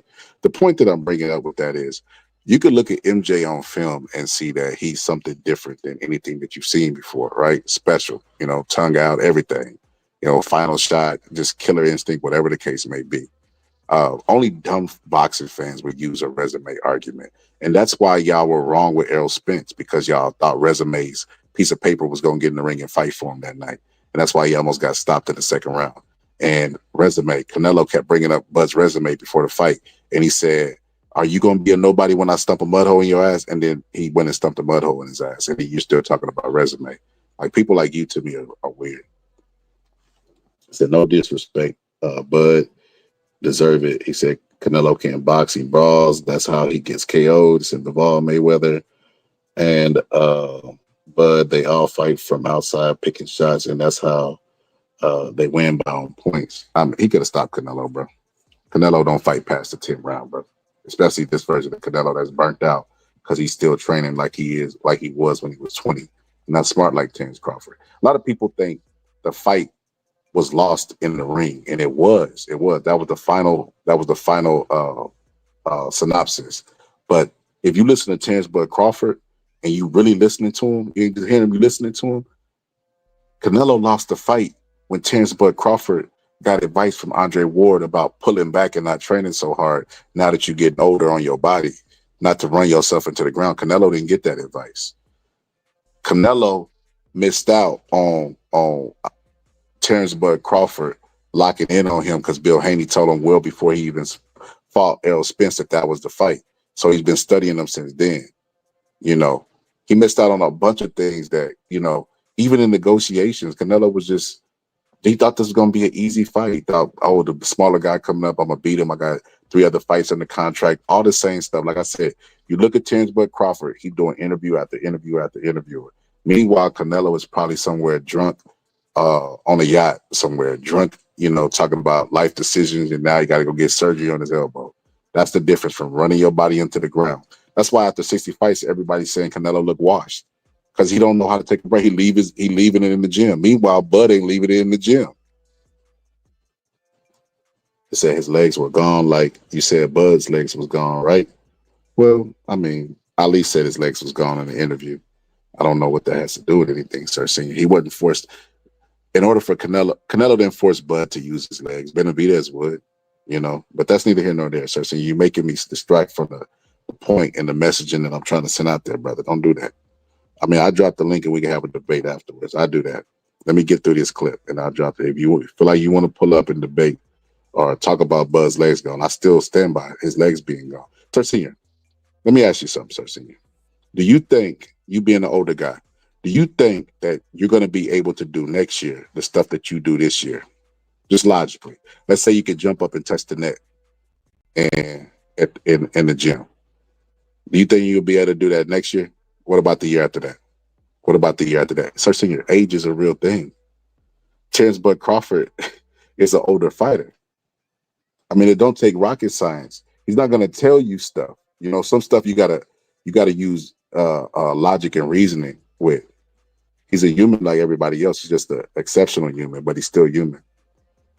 Said Crawford has that Mamba mentality. I agree. Said Spence was. I'm not even gonna read that, bro. Matter of fact, I ain't gonna put your comments on because you're a troll hiding behind. You're a Canelo troll hiding behind a fake account. Want to distract from the fact that Terence Bud Crawford beat the hell out of Canelo. He beat Canelo so bad that the Canelo didn't even say robbery after the fight and would not entertain a rematch. Beat him so bad that Canelo became a Bud fan after that fight. Before the fight, he acted like he was a Bud fan because he wanted to get full credit when he beat him. But no. Bud beat him so bad he became a Bud fan where he was saying, well, he better than Mayweather. He better than Mayweather. Yeah, he way better than Mayweather. That's how bad he beat him. He beat him so bad. Think about this. Canelo said he felt like the Bivol fight was close and he was robbed in that fight, in the Bivol fight, and he wanted a rematch. He never said those things about Terence Bud Crawford. So let that sink in. Phase and stuff. He like, it's about time you go to bed, champ. I'm looking at Shakur. I'm like, yeah, you right. I'm gonna go to. All right, y'all gotta go. I got my little bro, man, kicking everybody out. It's time for me to go sleep. Then I just lay down. I'm like, man, I ain't even sleepy, dude. All right, as long as I'm resting, you know what I mean? Stuff like that. But nothing affects me when it comes to like me getting in the ring because I'm already locked in. Once I lock on something, nothing else matters at that point in time. Like when I'm locked in, like we can have a fight, we can argue. I was arguing before my fight. I was arguing, you know what I mean, on that doesn't once it's time to lock in, none of that matters. It's like I got a blank memory. Like none of that, I don't remember none of that until after the fight. Once it's time to, you know what I mean, seek and destroy and kill, it's like a straight line. Nothing else is there but that line. That's a beautiful gift though. Yeah. You know, because a lot of cats can't turn that switch on. Like everything has to be. And there's another thing I gotta go into the mindset. You know, I remember one time I was watching a Mike Tyson fight and Sugar Ray Leonard was commentating. And Sugar Ray Leonard basically said that Mike Tyson was impressive to him, not because of his attributes. He said because how he don't let outside influences affect him inside the ring. He was like, it don't matter what he's going through. Because it was a time where if you watch Mike Tyson hit the heavy bag, he had a bald spot in his head. And the bald spot in his head was because he was so stressed out with his regular life that he was losing hair. And he still wouldn't have demolished his opponents on top of having so much anxiety and stress that he was losing hair. Remember Robin Givens had him going so crazy, he was crashing into trees and stuff. He's still going in. He crashed into a tree, knocked himself unconscious, and still got in the ring and would knock people unconscious. No matter how the training camp went, what sparring partners was beating him up, he still was getting in there knocking people out. And he said he was really extremely impressed with that. Muhammad Ali, Thriller in Manila, you know, where he told the reporters that one of the reporters that was there was his wife, while his real wife seated on TV. She flies over there to Manila and they start fighting or whatever the case may be. Never affected him. Never affected him in the ring. He still was laser focused. It's only a minute difference between greatest of all time and really, really good. It's a minute difference. A lot of it is mindset and genetics, you know, and upbringing. That's the X factor. That's the three ingredients, you know, that separates Bud, because he feels the same. Like I said, he feels the same way that everybody else feels, you know. Recency bias. I think I know who you are by putting that. That right there gave me a lot of inkling about who you are, especially this late on my live. The recency bias, the recency hate, Because I guarantee, TJ, you know, if that's your real name, I guarantee before the fight you didn't feel this. You probably said that you probably were giving Bud a bunch of credit because you wanted Canelo to get full credit because you thought this was going to be an easy fight. And you did not see a scenario where Terence Bud Crawford goes in there, the older guy, and gets a decision, especially when the three judges had worked Canelo's last 3 fights. So you thought Canelo could potentially get a robbery even if Bud won. You did not see this scenario happen the way it happened, that he beat him so bad that that one of the judges was Canelo's mama and still couldn't give him the fight. So you hurt, you know. But sometimes you got to come to terms with, you know, reality. And the reality is Terence Bud Crawford's leagues above Canelo. Leagues above Canelo. It's not even close. So who has better IQ? Shakur, but it's not even close, man. Bud is really creative with his offense. Very creative with it. Be perfect for me to perform good, but you know how it is. You getting ready for a fight, but life's still happening. I'm still getting phone calls. What happened? Who did what? What they say? Yeah. You like you say, you got arguments going on. And this stuff the week of the fight. Because most of the people, the night before, bro, even our family, bro, they there, but they really don't know what this is about. Like to most family members, it's a party, it's an event. I swear to God. Bud fighting, Dre fighting, Shakur fighting. It's a party. It's like this is not a party, bro. Like I'm finna go risk my life. But they'll family definitely don't understand. MAW, what's good, bro? I ain't seen you in a long time, man. Welcome home, brother. Welcome home, brother. Start an argument or do something crazy, but for you to be able to turn that switch, brother, it's a beautiful, beautiful gift. Yeah. And then you dealing with the chaos that's surrounding the fight, and to be able to block that out and lock in. We talked about the ring walk, bro. So the bell ring. Now look. They about to get into the fight. Then I'm gonna end it on this. Now this is the most beautiful part about the interview when they start talking about the fight, right? So Terence Bud Crawford breaks down the fight. He already addressed the ring rust. And this right here was, like I said, the difference between Terence Bud Crawford and most fighters, which puts him in the all-time great mindset. Sugar Ray Robinson, Henry Armstrong, all those guys. Bud has that.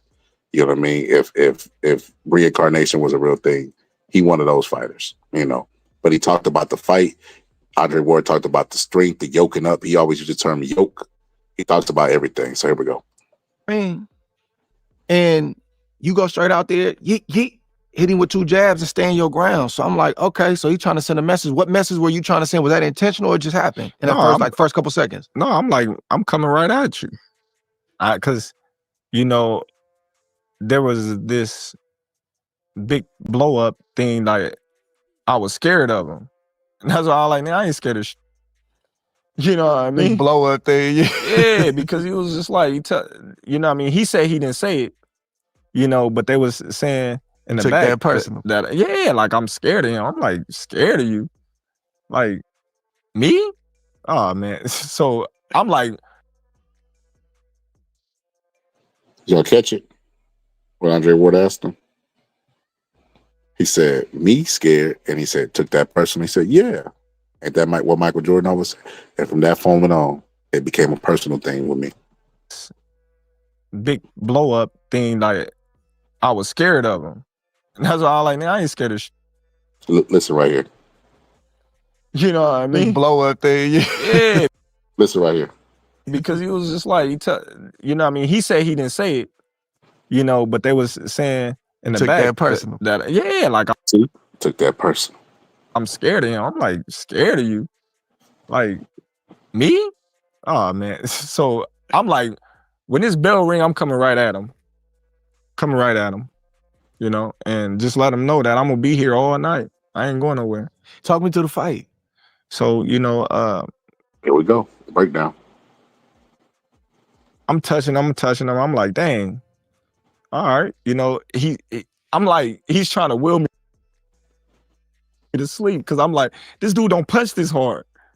So I'm like, man, he trying to trick me. So everybody like, stay focused. Don't fall for it, but stay focused. Stay focused, you know, and then a couple of times that I, you know what I mean, mix it up with him and, We in there. I just felt like I was stronger. I punched harder, and I could have just stood in there. And you see that? You see that right hand, dude? That you talking about? Bud is more like Jerry West. That's crazy. Canelo more like Jerry West. Canelo was like a Larry Bird, and then Bud beat the back injury out of him and made him like Larry Bird with the back injury. Just like really let him go, but you gotta follow the plan. You gotta execute the plan, and the plan was to get in, get out. You know what I mean? Boxing spurts, banging spurts, and then once he won a fight, you know what I mean? You move around a little bit. Yeah, man, your body language, which is really big when I'm watching a fight like that.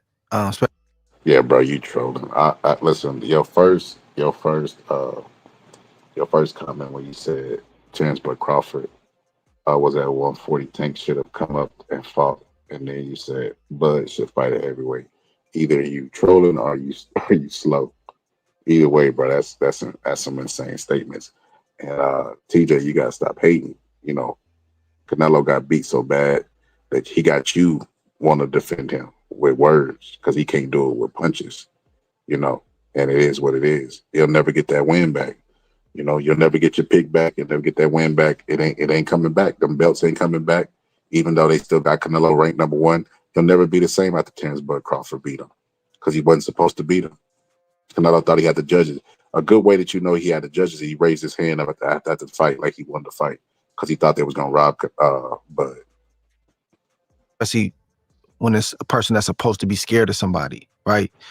All the little body language means something because he's so used to being an alpha male. He's so used to have. Now, I want y'all to pay attention to this because when I do face-off, everybody like, nah, Scholar, I don't mean nothing. That's a fighter saying this. This ain't Scholar. This is a fighter.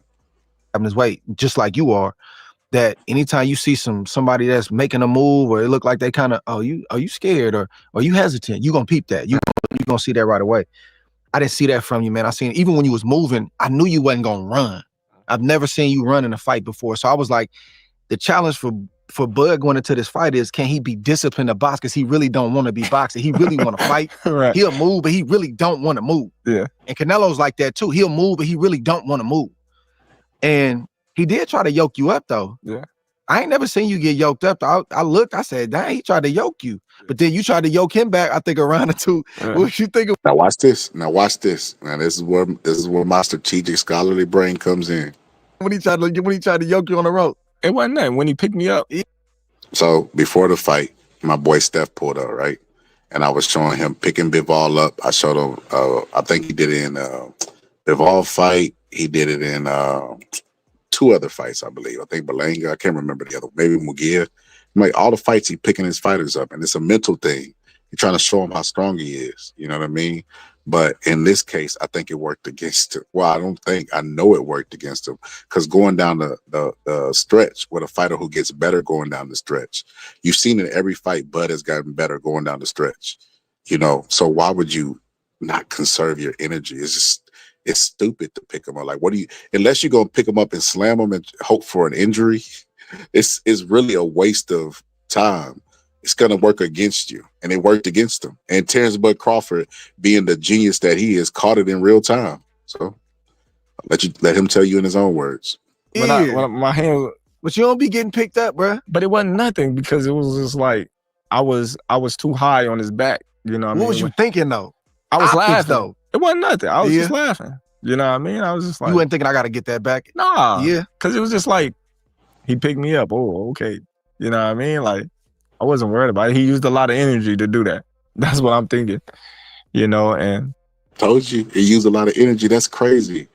Like, I'm stealing energy and air from a fighter who fatigued in the later rounds. Shit, pick me up again. Pick me up another time. You ain't throwing no punches at my head. I'm not in any compromised position while you at it because you just set me back down. It wasn't nothing. I took it as a grain of salt. You seem to be in a good zone, bro, and I didn't see you breathing at all. But that ninth round came. You got into your stance. You got low. I said, "Oh, he finna try to bang with him." And you had those exchanges. And did that just happen, or you knew when that bell rang that ninth round? I'm finna try to see. I'm finna test him. No, I just knew just to pick it up because it was getting close to the championship rounds, and I just wanted to make sure that, you know, I set a tone that I was in charge.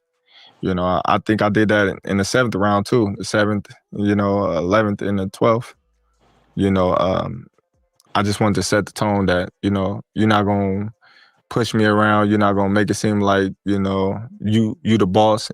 So, you know, we got it in at that moment. He made a big mistake at the end of that round, though. Yeah. He reached out and acknowledged that. And listen, anybody that do that feel like they lost a round or is looking for a friend inside the ring, and Bud had to hit him with that psych. Thought you had a friend. He shook his head and yeah, we ain't doing that. Yeah, that's a big mistake. Yeah, we ain't doing that. And then Andre Ward takes that back to the press conference because Andre Ward knows what he's studying in the sport of boxing. Most people don't. We ain't doing that. And he really made the first mistake at the weigh-in. Yeah. People don't understand. Like, that don't mean everything. That don't mean that Terence is gonna win the fight or whoever gonna win the fight. But when you break that stair, it wasn't just him breaking the stair first. He reached his hand out to you at the weigh-in. I said, ooh-wee. Then he did it again in the 9th round. When he did it in the 9th round, I say, yeah, this fight, it ain't over, but it's over. And look, fights are like puzzles, you know, and they always are easy to do in hindsight. That's the crazy part about the fight game. And he's 100% right. Like, reaching his hand out to shake, it showed that he had respect for him, but he did it twice leading up to it. And it's like, okay, so you're showing you have respect. Then he did it during the fight. And it's like, well, for a smaller guy to be the bigger guy, he has to get their respect. He had Canelo's respect before the bell even run because he was overly doing it by shaking his hand multiple times, telling him Crawford's a good fighter and all that other stuff. So subtle things you might miss, subtle things you might pick up. Some of the stuff I'm gonna miss, other stuff I'm gonna pick up. This is one of the things where I noticed it, but I got it wrong. I got the analysis wrong. He got his respect, and that's really what he came here to get. You seen him do that, right? Yeah. I walked away. Yeah. I walked off. Yeah. What was you thinking when he tried when you seen that concession? I'm like, man, we ain't touching no hands.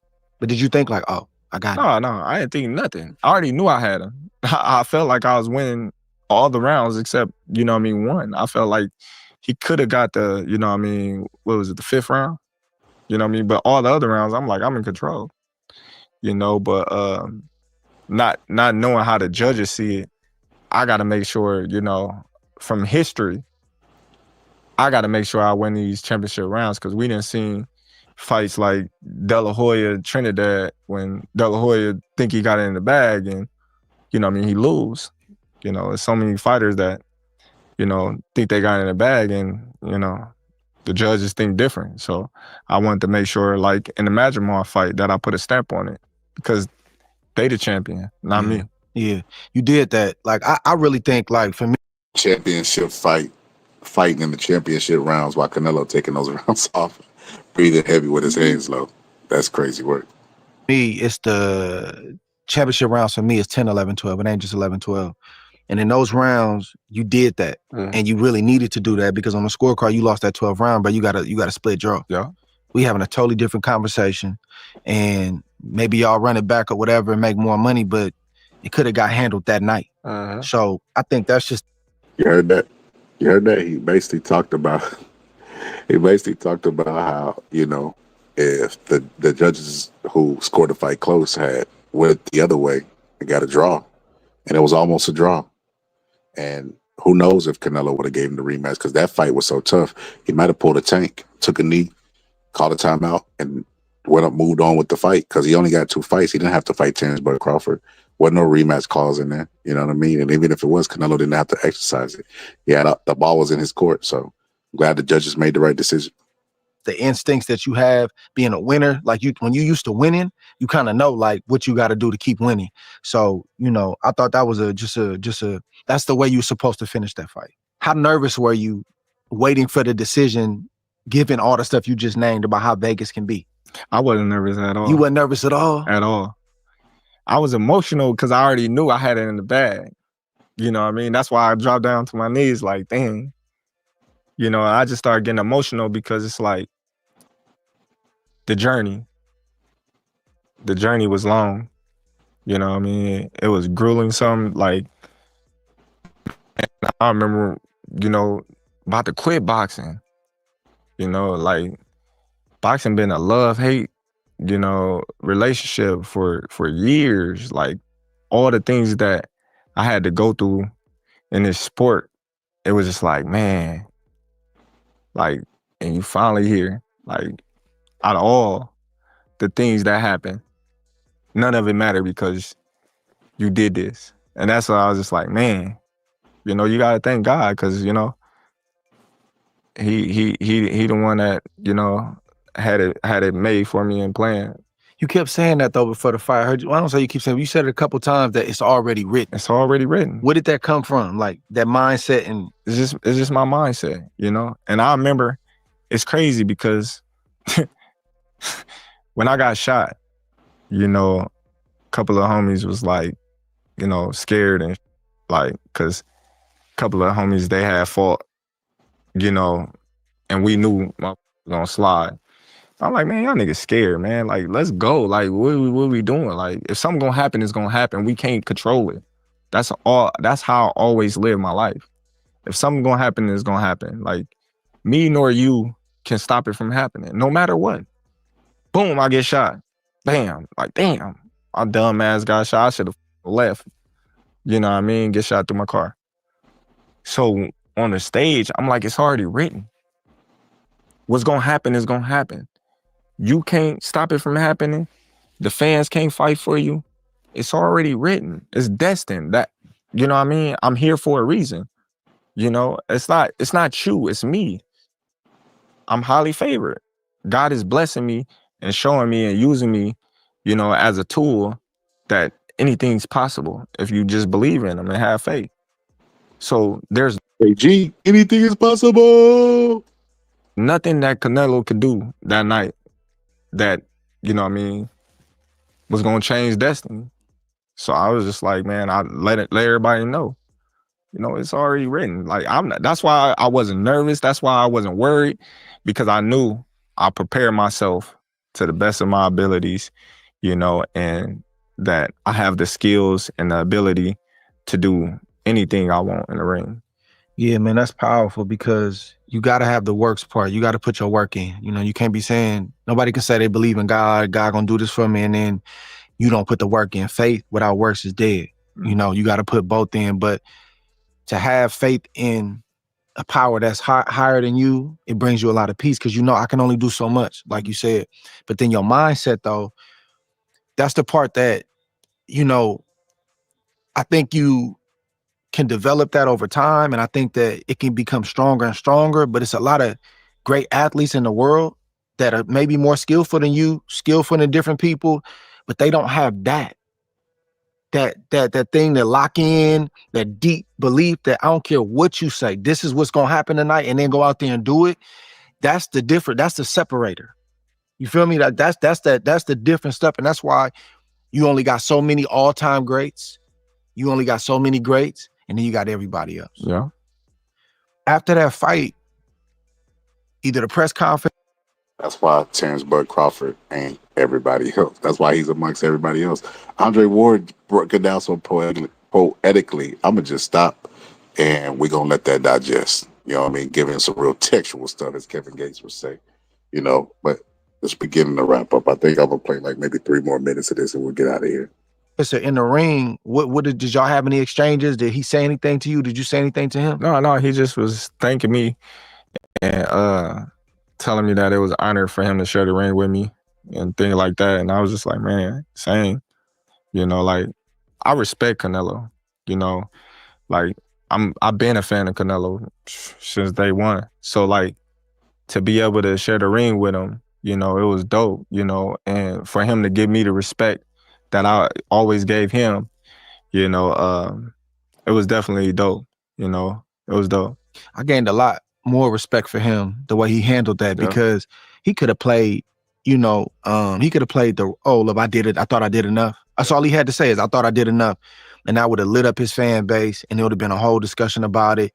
And he could have took that route, man. But I know dude is a competitor. He didn't get where he got to not being that.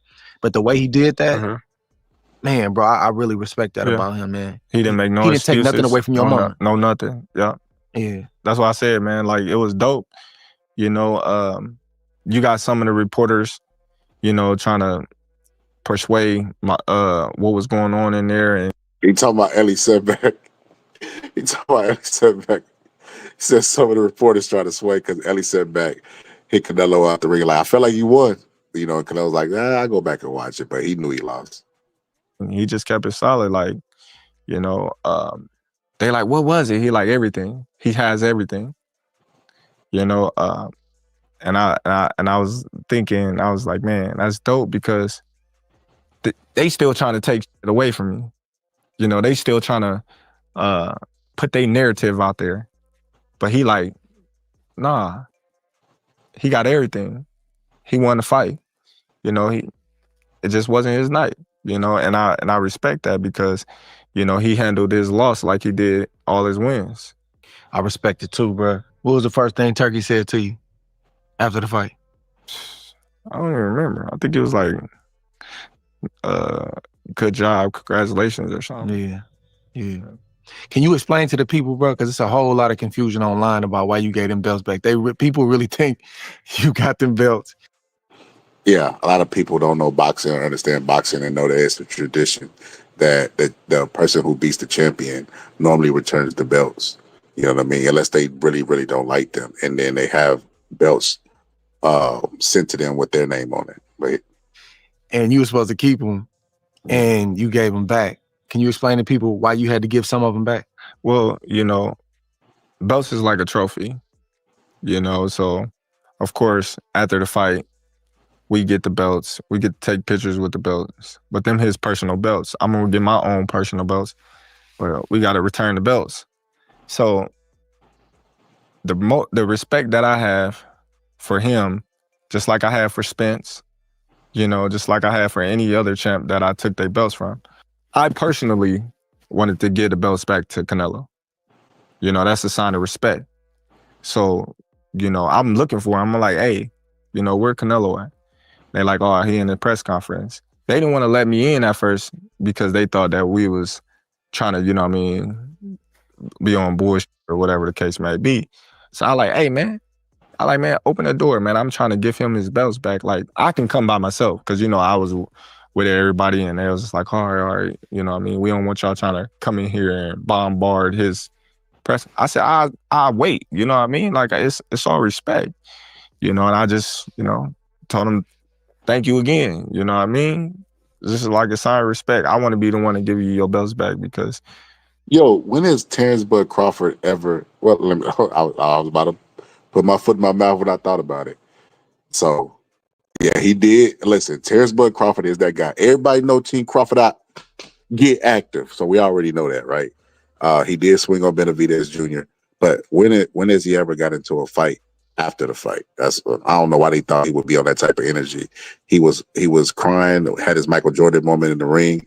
That's another thing why I compare him to Michael Jordan. You remember Michael Jordan won his first championship, he was crying because of that burden and that work that he put on, and it finally paid off.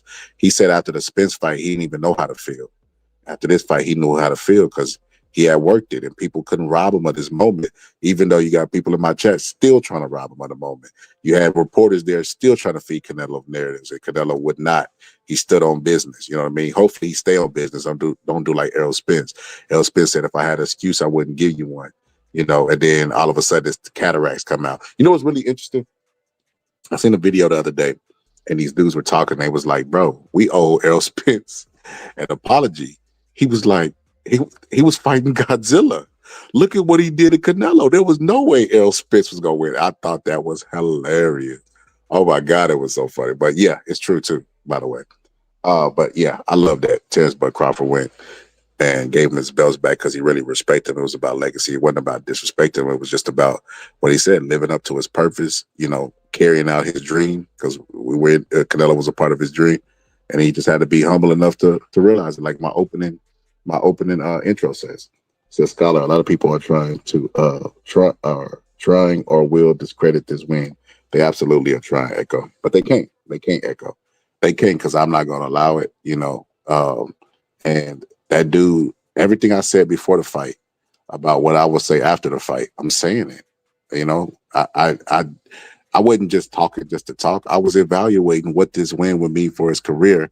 Just because I didn't think he would win didn't mean I'm going to go ahead and move the goalposts. There's a guy out there, Echo, who said he wanted to debate me, right? And he was on one of my friends' show today.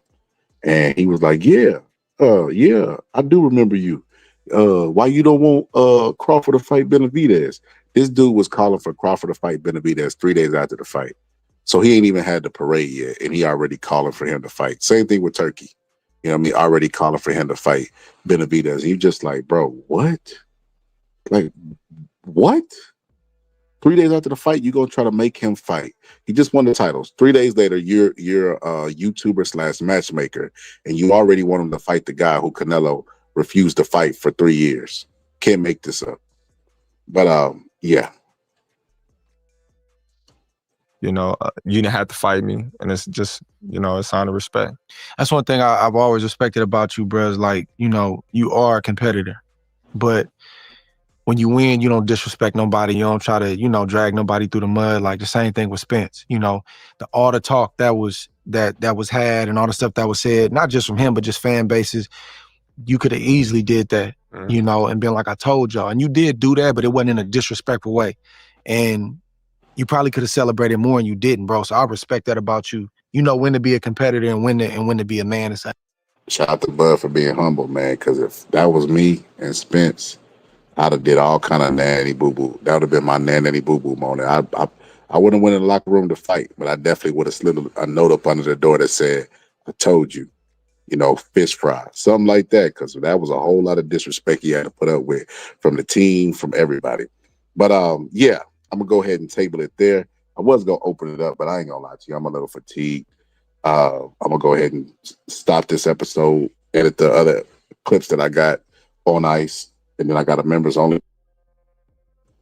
Then I got a members only video I got to drop for the members too. Got to think about this. So I got a lot of work in terms of YouTube.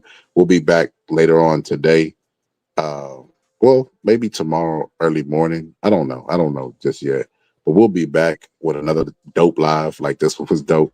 But it's probably going to be non-boxing. So I appreciate all the boxing people for pulling up today. Whether you agree with me or disagree with me, I appreciate everybody. You know what I mean? And hopefully, Bud taught you something, taught me something, and we learn from each other. Because everybody here, well, I ain't gonna say everybody, the people in here who know boxing, Echo, all the other YouTube fam, they know. It's too many of them to say. But most of the people that are familiar over here, we know that y'all know the sport of boxing, and iron sharpens iron. So with that being said, I appreciate everybody for pulling up. This is a great one. We'll be back. We will be back. I don't have any plans on passing out and not waking up. So if I wake up, then we will be back. But anyway, it's the Boxing Scholar, and I'm out. Ray J, talk to them, serenade their souls, clear their minds and hearts of any hate, Ray J. Superstar, wish to have a fancy car, wish to have $1 million bucks. Well, I wish I don't be in love. So feel me, pretty baby. I make one wish and I wish it all on you. Making love to the break of dawn, me and you to the baby's born, till my baby's born.